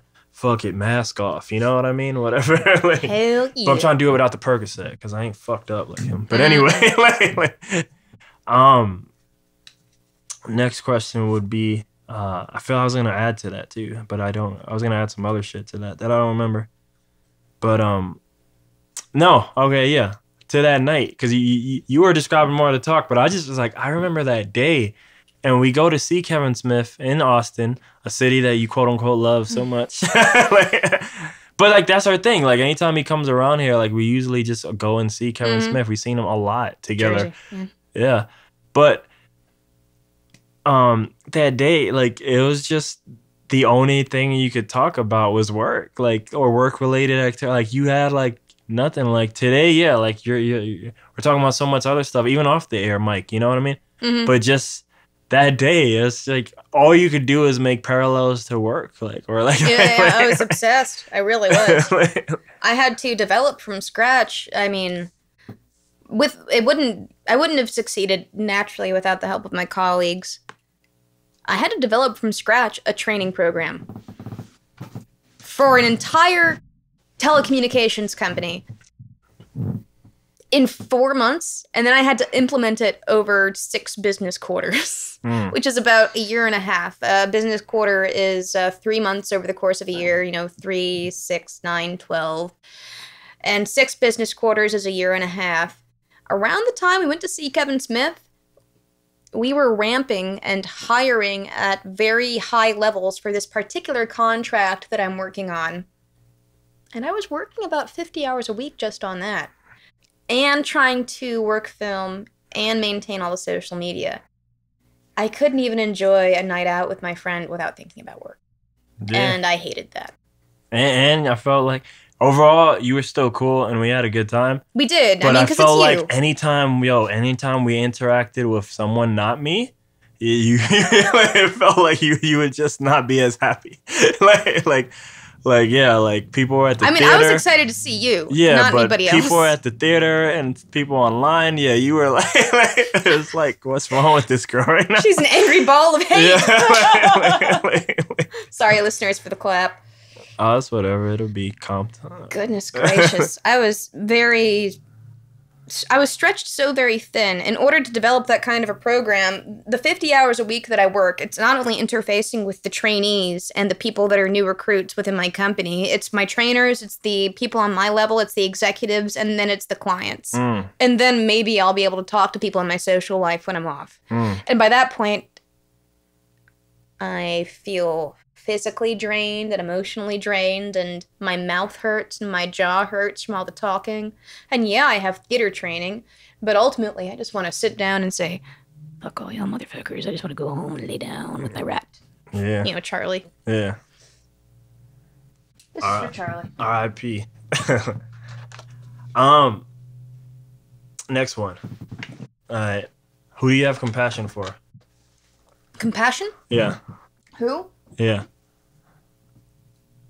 Everybody, unless I'm given reason not to, really. Yeah. I think compassion is one of the cornerstones of being a human being. Effectively interacting with other people requires a degree of compassion. Always. Compassion, kindness, and trust are the three things that make a friendship, and compassion and kindness are the two things that should be intrinsic in every human interaction. Like that you gave me steps and shit. I'm like processing that in my mind. Like compassion, kindness, trust. If you trust somebody, that's what a friendship is. Now, trust, when you take that first step, there's a risk. Data, Brent Spiner's character in Next Generation. Yeah. First Star Trek reference. I could have made so many more, but I've been holding back. Hey, do what you gotta do. You do. He once trusted somebody. The short version is that he trusted somebody who lied to him. And he said, so should I never trust anybody ever again? And I believe it was Riker who said, Riker, number one. None. This is good. This is good. This is good. There's always an inherent risk in trusting somebody. And it's okay to take that risk. That's the short version of the conversation they had. But it's this 2.5 minute, 3-minute scene that's very touching that teaches Data, this android, this robot, about what it means to trust. And being taught that it intrinsically means that you could be lied to, that you could be hurt. Data blinks his eyes, accepts it, and moves on. That's how he understands humanity. This ball of contradiction. Yeah, vulnerability. Vulnerability is the absolute perfect fucking word for that. Thank you. I was looking for that. I couldn't find it. Yeah, and it's I mean, like, they're all, you're talking about different things, but they're almost all the same. Vulnerability and being willing to fail and whatever it is you want to do and all that. They're all like variations of the same thing. It's just putting yourself out there and just being able to, I don't know if tolerate or accept, but just being able to just like take what happens and to keep moving on versus like the preventative imagination that we may have of like, ooh, being vulnerable is scary because the bad part might happen. So you close off and now the good parts never happen either. You know what I mean? So, yeah. I think that's a very Buddhist philosophy. From something good comes something bad, and from something bad comes something good, and such is the nature of Zen. I believe a Jay-Z album was once called The Gift and the Curse. Hell yeah. No, keep going, though. You were saying something way more profound. I just only understand hip-hop. Hip-hop is deeply philosophical. Yeah, I'm sure there's some meaning in Lil Uzi Vert's EXO Tour Life. I should read those lyrics one day. Do you like Run the Jewels? Yes. You're picking real rappers. I like to make fun and pick ATL rappers. Whoa, what just happened? What was that second laugh? Sorry? First off, your first laugh was like way deeper than like normal, but then you did like an animal. You did like a donkey laugh or something like. I know, I've had a sore throat. Okay. And I've got this weird hyena guffaw thing. Yeah. It's not embarrassing at all. Yeah, no, when you called me earlier today with the sore throat, you sounded like totally different than the second call when you didn't have this. Oh my God, this morning I woke up and I thought when I coughed that I was going to bleed. Yeah. Like my throat was so sore, but then I took a long hot shower and I had some a little bit of honey and a little bit of coffee, a little bit of caffeine, and then I looked at the mold and cedar levels for the day. Oh yeah, I'm pretty sure it was the mold and the cedar. I miss hot showers. I haven't taken a hot shower in like months. I only take cold showers. Dude, my hot water doesn't run out, so I can take like 45-minute hot showers if I need to. Badass. Especially if I have a respiratory infection or when Charlie was sick. Yeah. Charlie's my pet rat. Rats, for those people who aren't aware, are very susceptible to getting respiratory infections, especially after their first year and a half, due to the mytoplasm, I think is how you pronounce it, that primarily exists in the lungs of rats who aren't raised in sterile conditions. Short version, he was sick. So I would hold him in the shower, and I would have the steam going. I'd be like, live! He was so sick. Yeah. And the shower would be going for 45 minutes. He was on his deathbed, but after 45 minutes in the shower and steam, he could finally breathe, and I got him to drink some coconut water and eat some green bean paste, and he made it for about another couple of weeks before he finally passed away on the 4th of this month, September. But anyway, back to having the hot showers. If it wasn't for the hot shower, I would still have like a really bad respiratory infection. Charlie wouldn't have had a high quality of life, and the humidity levels in here wouldn't be as high, which helps my skin. So anyway, the hot showers in this particular apartment complex are fantastic. Also, I miss my rat. Oh, I get it. I just got into cold showers though because it's like part of this whole meditation method I got into. Which is fine, but damn, like I just miss the comfort of a hot shower. But yeah, I can take cold showers. Hooray for me. I'm looking forward to going to either New York or San Francisco again and taking a cold shower there because they have real cold water. And the water here is ass. It's not cold water. It's not cold it's still cold, but it's not like at that point I wasn't even into this stuff. I just used to like experiment with cold showers. But man, like I remember taking one in New York at one point and I was like, oh, this is not healthy. Because I was like losing the numb feeling. I think now I can kind of I would like to challenge it again.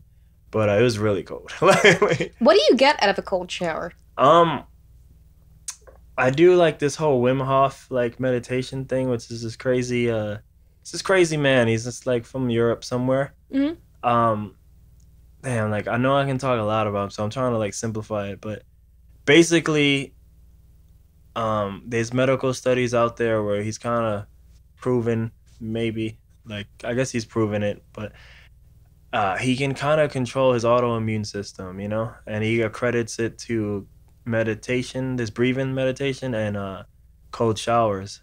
And the third part, which is always ignored. Yeah, you gotta believe that this shit works. Like the power of the mind. Right. But yeah, like, like he's one of the hokey pokey people that you hear them talking like, oh, it sounds like bullshit, but unlike other people, he submits himself to countless medical studies. So it's like. And may I briefly interject? In part 3, can I clarify believing this shit works? Power of mind is very important. Mental frame is focus. if you're thinking about what you're going to have for lunch that day and you're salivating because you're thinking about a steak, the physiological response that you have thinking about something that's not what's going on immediately around you is going to change. But if you're focused entirely on not having a steak and not having your mouth water, again, I stick to that analogy because your mouth will water if you're thinking about a steak. There are studies out there that prove that. Google it. Oh, wait. All right. Now that you're done, come back.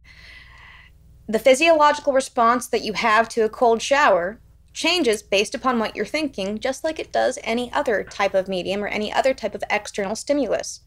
And T. Ravansuo says the same thing in Inner Presence, Consciousness as a Biological Phenomenon. I believe it was published in 2007 by the MIT Press. Again, feel free to Google it and read it.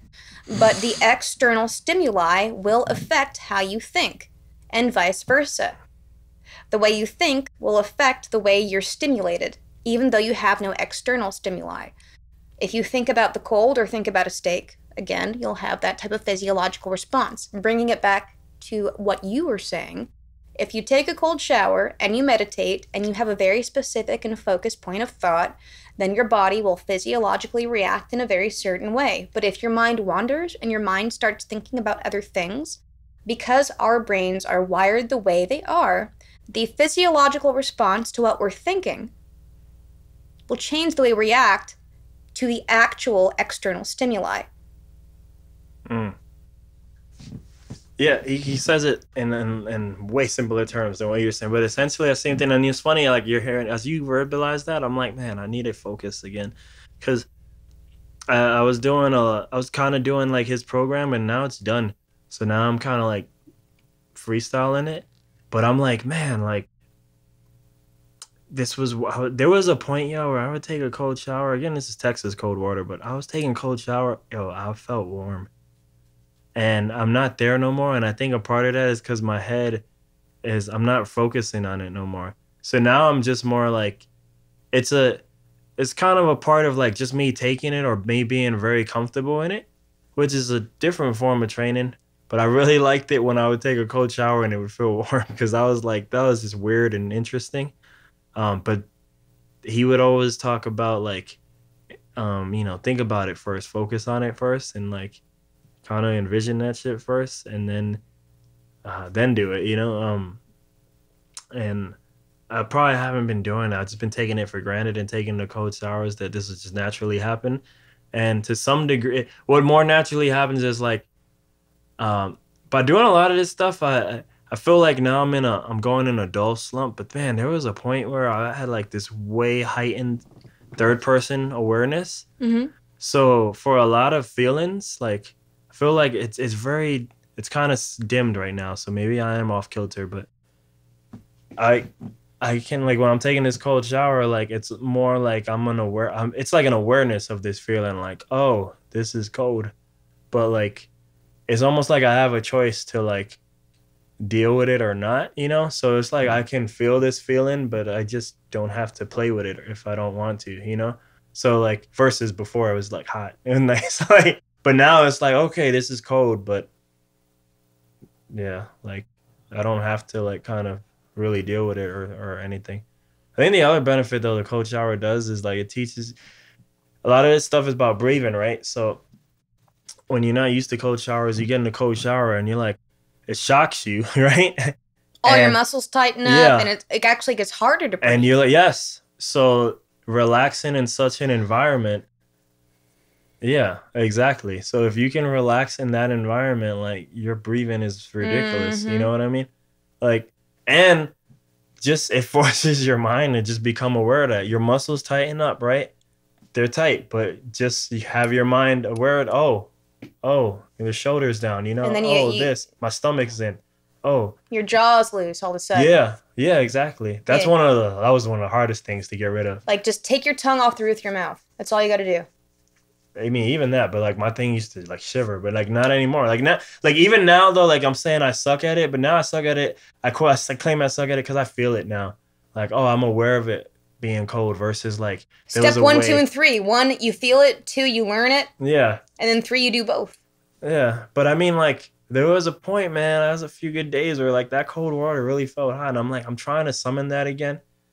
Supposedly that's cultivating this brown fat area, like these things that we have, which can generate energy slash heat slash. Some people think that might be the science of chi, you know. But brown fat does exist. That's science shit. You can look at it. I mean, some people just think that that might be what people think is chi as well. No, that's all. But, Qigong? Do you practice Qigong? I don't do that. No, there's so much. There's too much in the world to practice all of it, you know.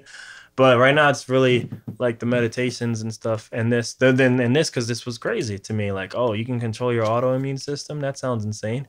Let me try that. You know, But yeah, no, I can be like really relaxed in the cold water at the very least. You know, so yeah, I see. What do you want?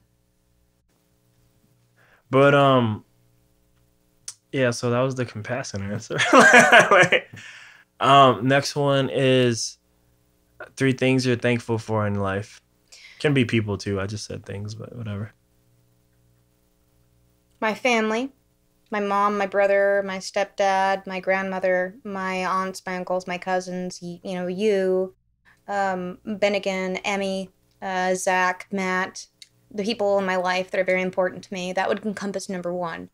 Number 2 would be my work family, which is, Laura, Pierce, Sheila Calhoun, Jamal Awakra, Terrence Outcalt, Devin Kramer, Robert Nelson, and Nicholas Riley, and Calvin Kirkpatrick, and Morgan Butcher, and everybody that I work with in the immediate vicinity, plus the work that I actually do. And then I guess 3rd would be my music, my art, and my film. Those are the 3 things. And the first 2 are people. Groups of people. I felt like I've never heard someone answer that easier. Like that was like so easy. And then you rattle off the names like you're just ready to accept an award. You're I think every day about how grateful, gifted actually I am. Yeah. Having those people in my life. I wouldn't be able to do any of the fucking shit I do if it wasn't for those people. I wouldn't have number 3 on that list if it wasn't for number 1 and 2, which is those people. I wouldn't have the art and the film and the music if it wasn't for item list number 1, the family that taught me what it meant to be alive. I wouldn't have number 3 if I didn't have the number 2 people, which as much as I do love them, I've had my family a bit longer, but they taught me what it meant to have a work ethic and to care about my work and to care about the people that I work with. And 3rd tier is my work and my passion. And eventually 1's going to die off, which is sad. 2's going to go on and live their life, and all I'll have is my passion. So sad at the end. Man, it'll still be awesome. I know. Thankfully, you're in 1, 2, and 3. You're gonna be there every step of the way, man. I'm gonna be, even when I'm in another state, I'm gonna still like bother you. Oh yeah, you'll be we'll be on our retirement homes, like in the cloud, uploading our consciousness, talking in some sort of a virtual space. I'll be like, "What's up, Abe?" Yeah, you'll be living in San Marcos virtual space, and I'm like, yes. I'll probably still have to bother you, like, man, this woman won't pick up my telekinetic message.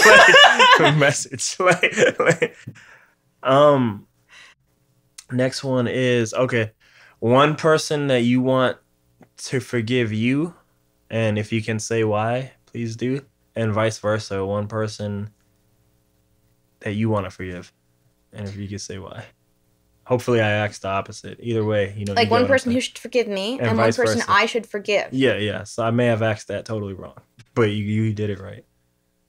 And if you can say why, yeah.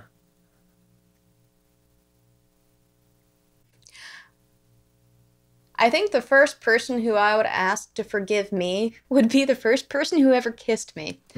His name is Alton Trevor Bragg, and he was my first real boyfriend. I was like 16. And we broke up. He broke up with me. I like that you say it. Just in case, we broke up. Like, we're not together anymore, obviously. But he said that he couldn't be with a girl who didn't believe in God and who he couldn't see himself spending the rest of his life with. He was ready. Like, I know. I was like, holy shit, motherfucker.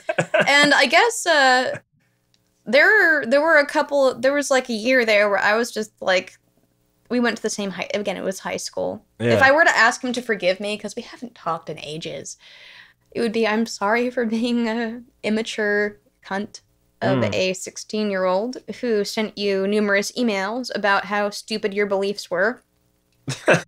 That was the after effect of the breakup? Well, a little bit.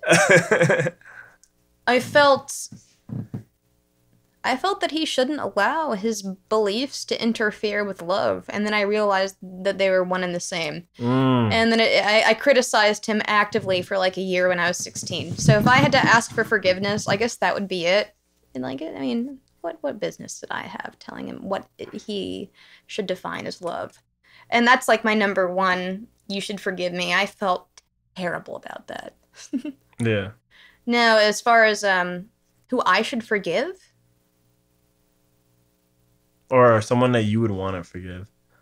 would it be fucked up if I said that I've already gotten to that point in my life? No, there's a lot of people who like, I've already forgiven who all. answer that. Yeah, like that. They've kind of already done that already. I've kind of already been there. The most recent...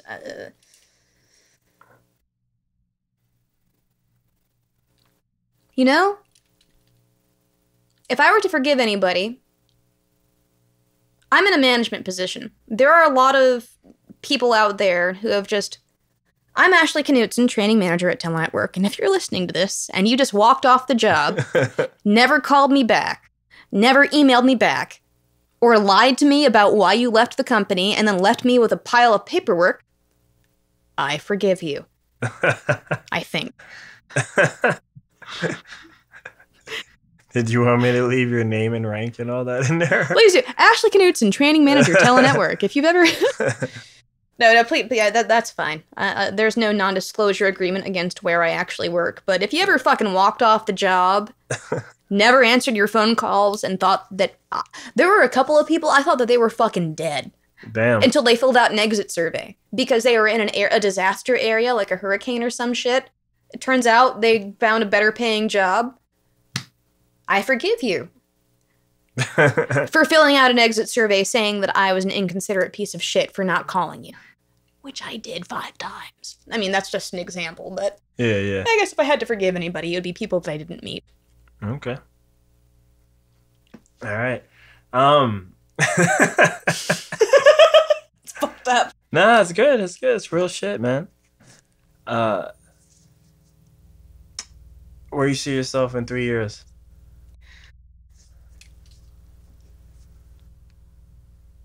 I mean, if you asked me 3 years ago, I'd say here, but I actually say Oregon or Colorado. Probably. I don't even mean like location can be a part of that. No, Yeah, location okay. is a part of it. All right. Probably Oregon or Colorado within the next 3 years.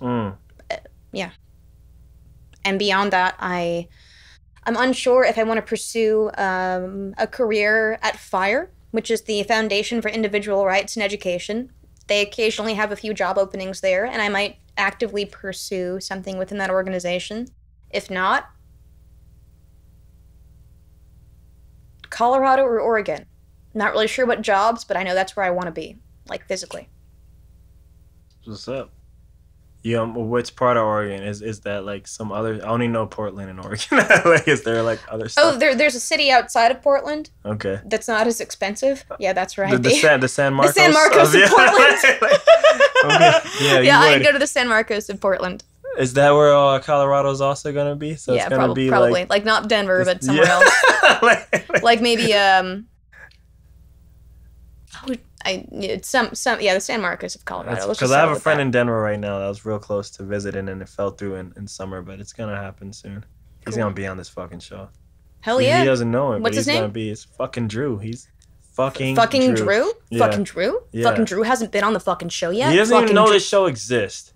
Fucking Drew. Drew doesn't even know the show exists. Other Drew is coming on the show. Other Drew. Well, no, that Drew is fine, but Yes. like that Drew. Fucking Drew. Fucking Drew. He's a fucking cool dude too. It's a shame. You know, I would think Drew was a cool dude. But Wait, his ass was talking. Yeah, he's like the Jim Carrey of giraffes. Giraffes. You need to, whenever you do move, you need to either confirm your number is the same or give me an email that you're gonna check or something like so I'll just send a pigeon or so a raven. I can, yeah. We got 2 tin cups with a long fucking string. Because it's gonna be like no way to track you. Like once you leave here, I'm like, well, guess I don't get to know you. Guess not anymore. I can put a bell on, or like one of those like chips in the back of my head. Oh man, well that's coming soon. That's coming. Shout out to Elon Musk, Neuralink. But he has a company called Neuralink now. Cheese and crackers. Yeah, man. The perfect day. The singularity is coming. Oh man, I have my own thoughts on that. Yeah, but Richard Kurtzville, man. Yeah. Shout out to those keyboards. I have a keyboard over there. Yeah. But perfect day. What is the perfect day for you? Well, depending upon my mood and all that, the perfect day.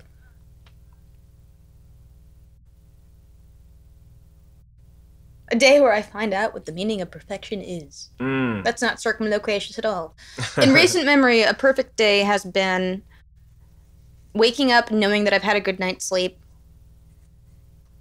enjoying music, enjoying the people in my life, enjoying good food, having moments of peace, and knowing I'll get a good night's sleep. Ends where it begins. I get it. All right. This is the toughest one because I feel like I reverbalized this because I just have a tough time asking this one.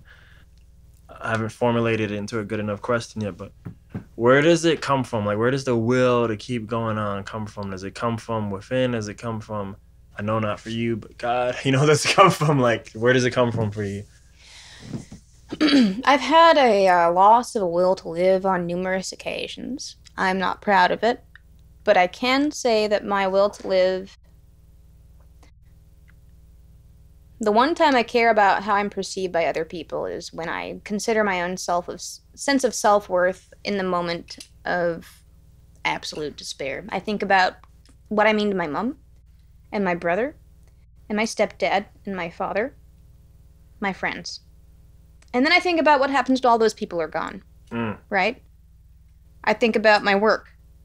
Laura, Sheila, Devin, Terry, Jamal, and Rob. What if all those people are gone? All right, that's going to happen eventually.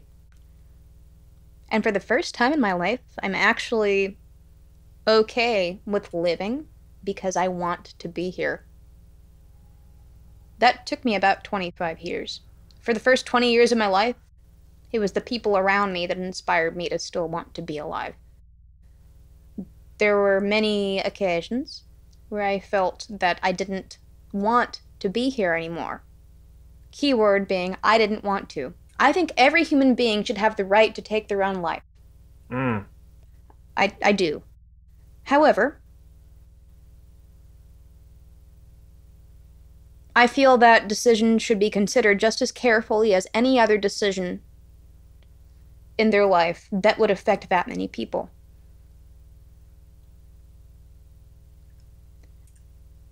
And because I lack the maturity to do so, I haven't done it yet. I care too much about the people that are alive in my life right now to take my own. And the thing that keeps me going every day is realizing that perhaps I will develop a sense of maturity to realize that life is far more valuable than I perceive it to be, even when it comes to me. Having a low sense of self-worth doesn't mean that life isn't valuable. And eventually you'll realize that you are worth just as much as you perceive others to be.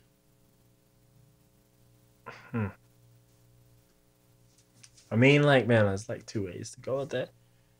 Yeah, that's a great ending statement. I guess from like the outside looking in, especially when I'm younger, I'm looking at you in like more adoration and stuff. But like, yeah, you never really notice the, because you're always beyond the gate, right? So you never really noticed, I guess, you said low self-worth. Would I be correct in equating that with like low self-esteem? Or no? Sure. I guess. Because it's almost a form of the same, maybe? At least the way They're related, I guess. guess. Self-worth, what you can offer others, what you can offer yourself, how others perceive you, how others perceive yourself. They could be one and the same. In my head, they are. I don't know semantics. if it really is. Semantics, one is quantifiable, one is not. Which Self-esteem is non-quantifiable because it's Okay. perceived. A self-worth is quantifiable. I can say, like, I earn this much a year, I can give this much money, etc., so on and so But forth. is that self-worth? Like, the money comes from outside, exterior. Yeah, the exterior versus interior. So I suppose if I were to analyze this philosophically, I would say it comes down to semantics. Esteem is interior, and worth is exterior. And combined, it forms a candy shell of worthlessness.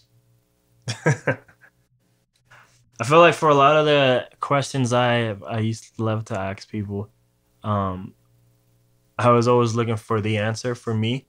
But I quickly realized, or maybe not quickly, but I realized eventually, that answer has to come with it. And that's why I guess I gravitate more towards the self-esteem one being more important, because then no matter what, if the self-esteem one is taken care of, I'm going to look up the literal definition of the word esteem. Now? We battling?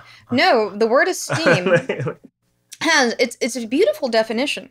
Is it? Respect and admiration, typically for a person. Respect and admire. So to have self-esteem is to admire and respect oneself. If you have a low sense of self-worth, you can't respect yourself. Do you respect things that are worthless? If they put on a good show.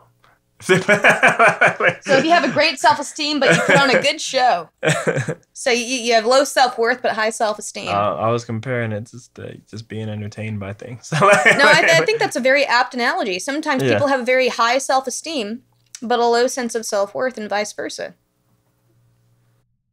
Like, what if you put on a great show? Like, oh yeah, I have such a high sense of self-worth, but man, I really hate myself. Man, I really love myself, but I'm not trying very hard. The only people that get recognition are people with both. Yeah. And comedians have low self-esteem low self-esteem, high sense of self-worth, right? Like they feel really shitty about themselves. Mitch Hedberg killed himself, right? And then you have a high sense of self-esteem and low sense of self-worth. No, did I get that backwards? Anyway, the point is, the mixture is where you get people with interesting artistic endeavors. Is the point I'm trying to make. When you have a mixture of esteem and worth, and it's expressed in an artistic way, that's where you usually get music and art, and it's the disparity and the discrepancy between the two. Damn, I feel like I'm gonna have to hear that again from on this recording, just like that section. It's like, how can I feel so good about myself but nobody else likes me? How does everybody like me but I hate myself? Okay. Self-worth, self-esteem, semantics. But I don't know, I've definitely been focusing on the last few years the internal worth one, whichever one that one was. Respect and admiration. Esteem is respect and admiration. And I don't know if I'm really there, but I'm definitely, I would say I'm more on my side now than I've ever been. If that's fair to say. But I feel like, if I could ever get into this proper alignment with stuff, I feel like I would almost be unstoppable, because then I'd finally be on my side. And I feel because the same effort I might put towards someone else, I would put towards me, and then I'd be like, well, then I'd be the shit. Then I'd be this isn't one of the questions, but since it went here, because I almost hear the way you end that, and I'm like, well, where are you now currently? So then, do you have the self-esteem currently? No. And I almost accepting that I don't is the first step towards getting there, though. Yeah.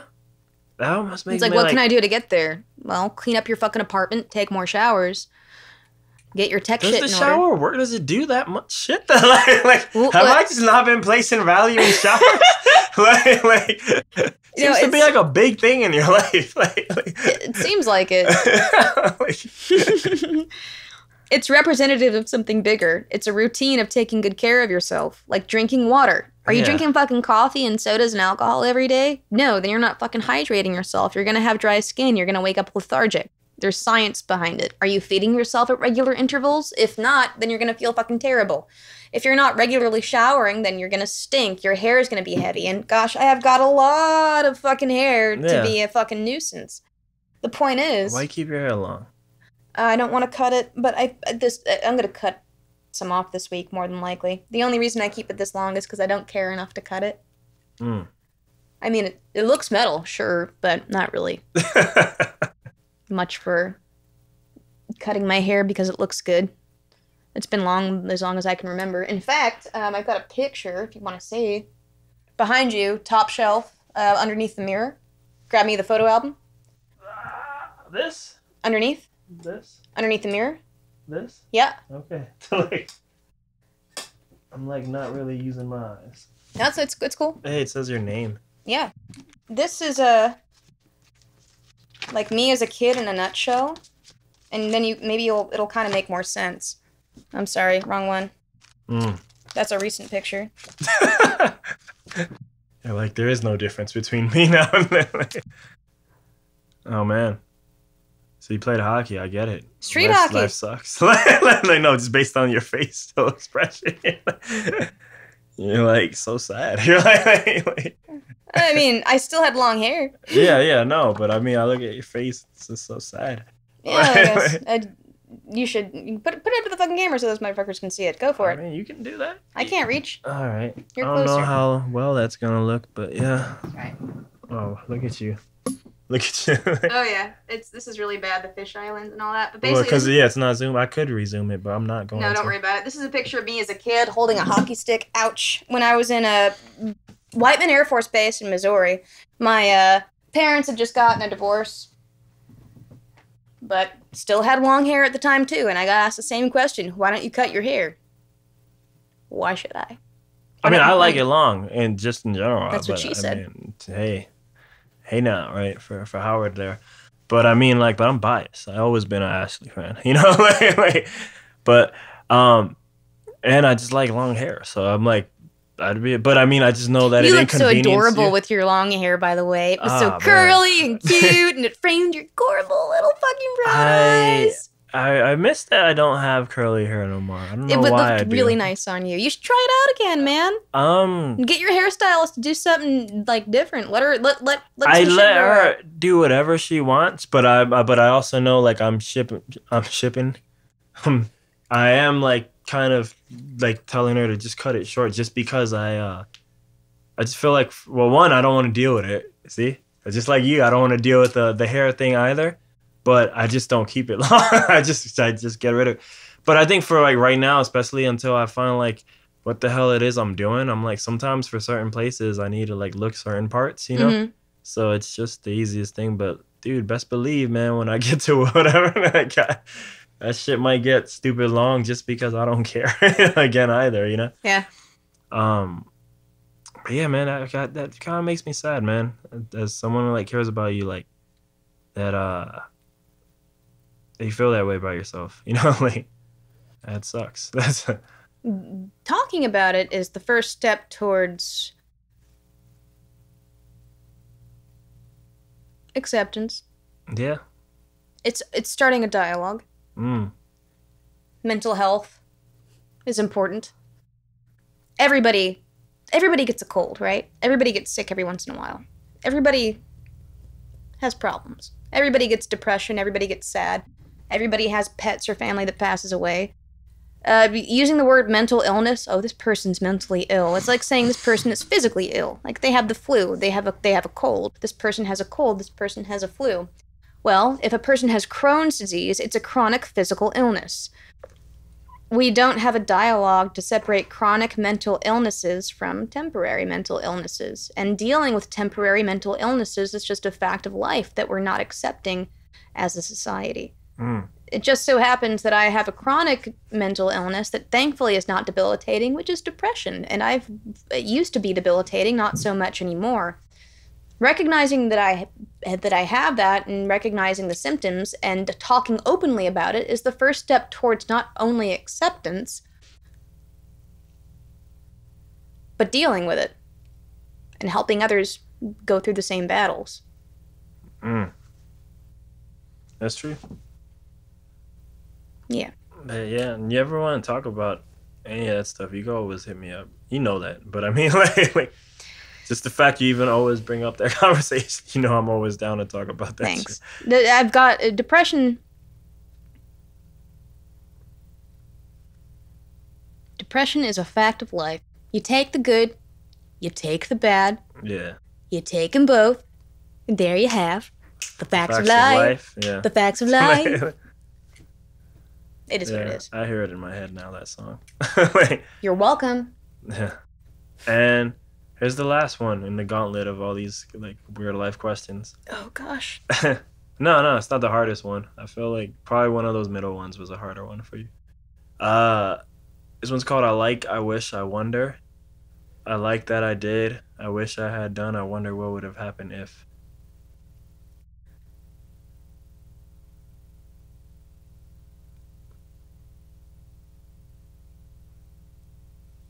I don't really like anything I've done.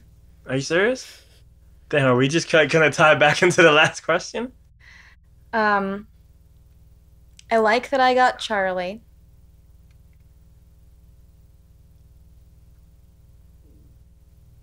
I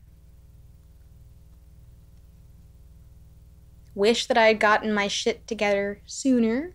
What was the last one? I wonder what would have happened if. I wonder what would have happened if I had gotten Charlie or another rat sooner. Charlie was a huge catalyst towards getting me up at the same time every day so I could feed him. Waking up at the same time every day is a huge hurdle to overcome. Back to depression. When you're depressed, you just don't want to get out of bed. And Charlie got really sick. For the last year of his life, he was on antibiotics. I had to give him his antibiotics twice a day.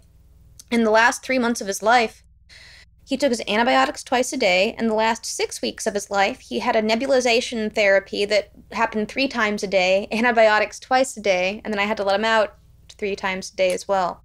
He helped me develop a routine to get me out of bed, go to bed at the same time every day, and value life that wasn't my own.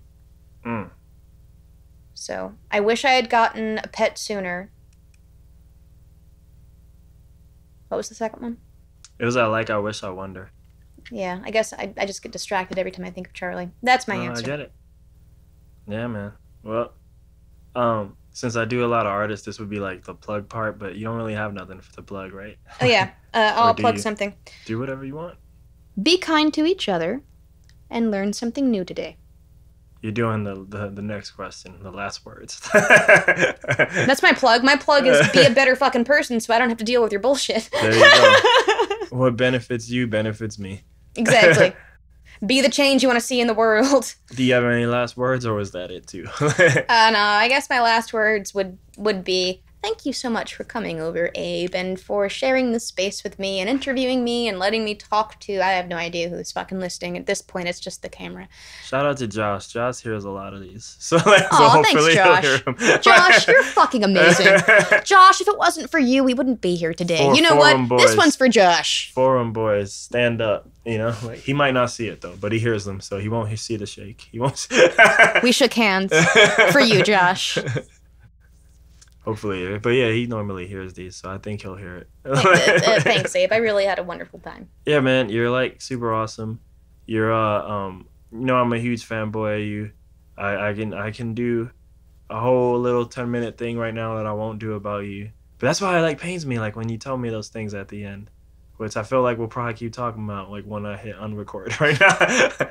But yeah, no, yeah, I feel like the people who hear the Danny podcast and this podcast, it's probably just me hanging out with girls I like, and it's probably like they're weird. I feel like they're just different shows than like the normal show. But yeah, no, I'm super fanboy of you. Always will be, probably till you change your number and I guess I can't know you anymore. like, you will always know me, sir. That will yeah, never but it's gonna be be hard to track you, man. We'll have to hire like a PI or some shit. Oh, that'll work. That'd be fun. That would be. Maybe I'll just hide from you on purpose to see how clever you are with your PI. This is what I'm gonna end the podcast with. when I have money, I probably will hire a PI. It's just that I need to be very well off in my things because, one, I might have to find this girl because she's untrackable sometimes. But the real question, as I'm driving here, I like to talk. So obviously, I do this show. I call my sister on my father's side, and she told me, that, oh yeah. So I remember I told you, I don't know if I mentioned it to you, but I had all my siblings. Yeah, they're in their 40s, 50s. 45. Yeah. Apparently, before them, my dad had another kid, Jewish too. Congratulations! Yeah. Got a Jewish sibling. And I was like, wait, what? And I was like, who? Like, and their family wasn't too happy about the whole "you're not Jewish, you're Puerto Rican" thing, so it never worked out. Wait, you're Puerto Rican? Yeah, I know, right? Oh my God. But I'm sorry, you're gonna have to leave. I know. In a little bit. We're almost done. But yeah, like, I didn't know I had. So you tell me I have a lost brother? And then she tells me this. She's like, yes, brother one's confirmed. There might be two, not sure. And I'm like, what? Like, I'm 32. Like, I didn't expect to just find out, like, well, you got this family you might not even know of. And I'm like, I'm curious. And I don't know. I started talking about, like, wouldn't it be cool to find them? And she was like, no. And I was like, I don't know. Like, it'd be cool. Like, they might be some gangsters. Like, so they might be some badass people, or they might not. They might be horrible. I don't know. But I was curious. I just didn't know that. So I got lost family out there, So yeah, yeah. Like, I don't know why I brought that up, but I just thought it might have tied into whatever we were talking about. But yeah, we're done. Bake that chicken, smoke that turkey. Boosh. Boosh. Okay. Boom. Big Shack. Old time Afni. Scoop no. Rat no. Usna. Old time the girl them as well. Boom. 2 + 2 is 4. -1, that's 3. Quick maths. Everyday man's on the block. Smoke trees. See your girl in the park. That girl was a uckers. When the thing went quack, quack, quack, you man were ducking. Old time Afni. He's got a pumpy. Old type my man. He's got a frisbee. I trap on the road. Moving that cornflakes. Rice crispy. Old type my girl Whitney. Perfect. On the road doing 10 toes. Lama pose. You man fought, I froze. I see a 10 girl then I pose. If she's not on it, I boast. Look at your nose. Nose long like garden hose. You get me? I said man's not hot. I said a man's not hot. The girl told me, take off your jacket. I said, babes, man's not hot. I said, man's not hot. I said, a man's not hot. The girl told me, take off your jacket. I said, babes, man's not hot. Pop up the 4-door with the 440. It was 1, 2, 3, and 4. Chilling in the corridor. Your dad is 44. And he still call a man for a draw. Let him know. Wanna see him? I'm gonna spin his jaw. Take man fix by force. Send man shot by force. Your girl knows I've got the sauce. No ketchup, just sauce. Raw sauce. Boom, yo. The thing goes up. Skitty tip pop pop. And the poop poop poop boom. Skia. Poop poop poop poop boom. Boom boom. I said man's not hot. I said a man's not hot. The girl told me, take off your jacket. I said, babes, man's not hot. I said, man's not hot. I said, a man's not hot. The girl told me, take off your jacket. I said, babes, man's not hot. Yo, man can never be hot. Perspiration thing. Links effect. Yo, you don't know. Don't take me for one of these boys and you know what I'm saying? Man's really about it. The thing goes up. Skitty tip pop pop. And the poop poop poop boom. Skia. Poop poop poop poop boom. Boom boom. You don't know.